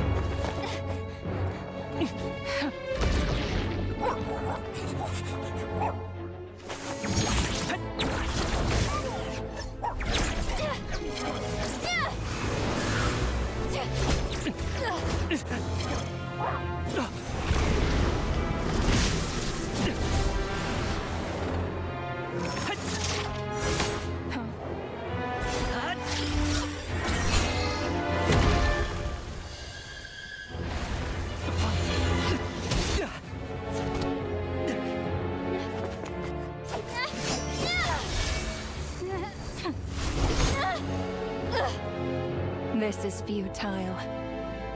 You must know that you are powerless against me in my own domain. I suggest that you save your strength. For what? Maybe we can't change anything. But if nothing else, we can at least teach you to have some respect for the dead. Audacious. Show your true form. Show your true form. Ruler of dead.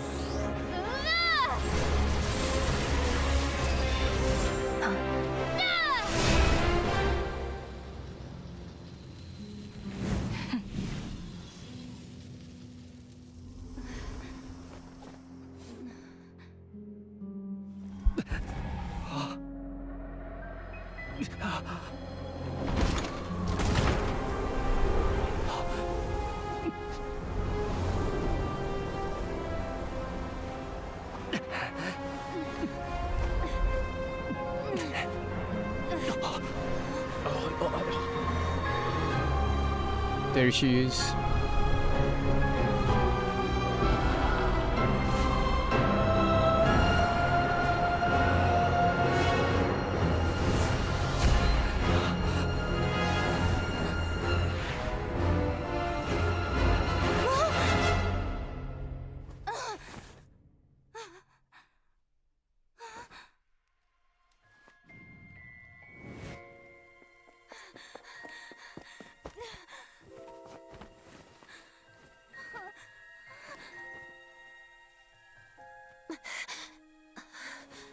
Bro, what is this, bro?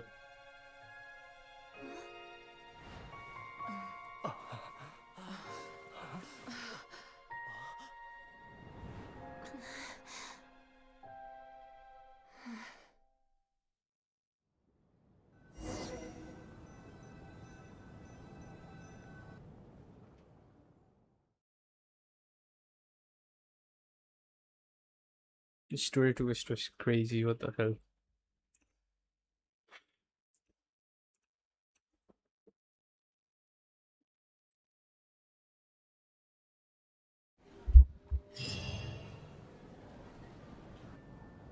How are you holding? What? How much do you remember? Has...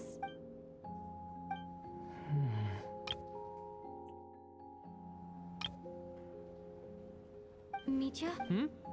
Oh. Yeah, I remember now, Conrad. Looks like we guessed right. Just like me when Odette found just with... Odette and... Could this be the reason? You said this is the ruler of death's symbol, right? I don't see anything there. You don't? Huh. Okay, I guess that makes sense. I carved this into my hand in the afterlife, so it's not visible in the physical world. Does that mean I carved this symbol into my soul? What about you, though? A full explanation would get complicated very quickly. Well then, now that it's all over, let's figure out what we've learned. The first thing I noticed... They say that... That must be how you know you have one foot in the afterlife by that point. Anyway, clearly the few days we spend in the afterlife probably only amounted to a few short minutes in the real world. This also aligns with previous reports of what, to those unaware of the this leaves me with... If nothing else, I think it shows that killing us wasn't her ultimate goal. We still don't know her true reasons for subjecting us to death. Right. This time only got complicated because of the situation with the theater's ley lines. That's why she had to approach it differently. If the previous incidents of amnesia among the researchers are anything to go by, killing us is usually a pretty routine matter. Come to think of it, wasn't I about to note something down before I died? I can't remember what it was, but I think it was something related to my research project. Sorry, Traveler. I'll catch up with you again later. Right now, I have to make a trip back to the Armory Palace. Ma'am, if I may, no one of your description has ever shown up in my investigations into Mr. Mitia's friends. Yet, you two seem very familiar with each other. Could you perhaps tell me where he was in such a rush to get to? And, by the way, have we ever crossed paths? Forgive the presumptuousness, but I feel a vague and indescribable... I can explain everything. Could you help me gather everyone in the theater and...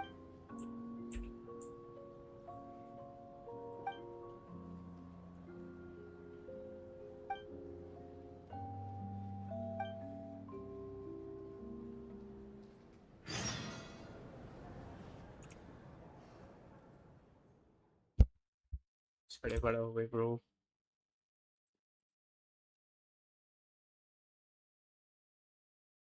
Bro, I'm going to sleep now.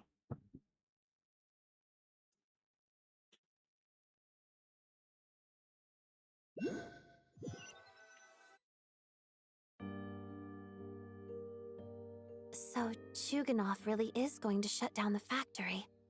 I guess. So, you said I promised to take you to the Armory Palace while we were in the afterlife. Agreed. Let's check in on her.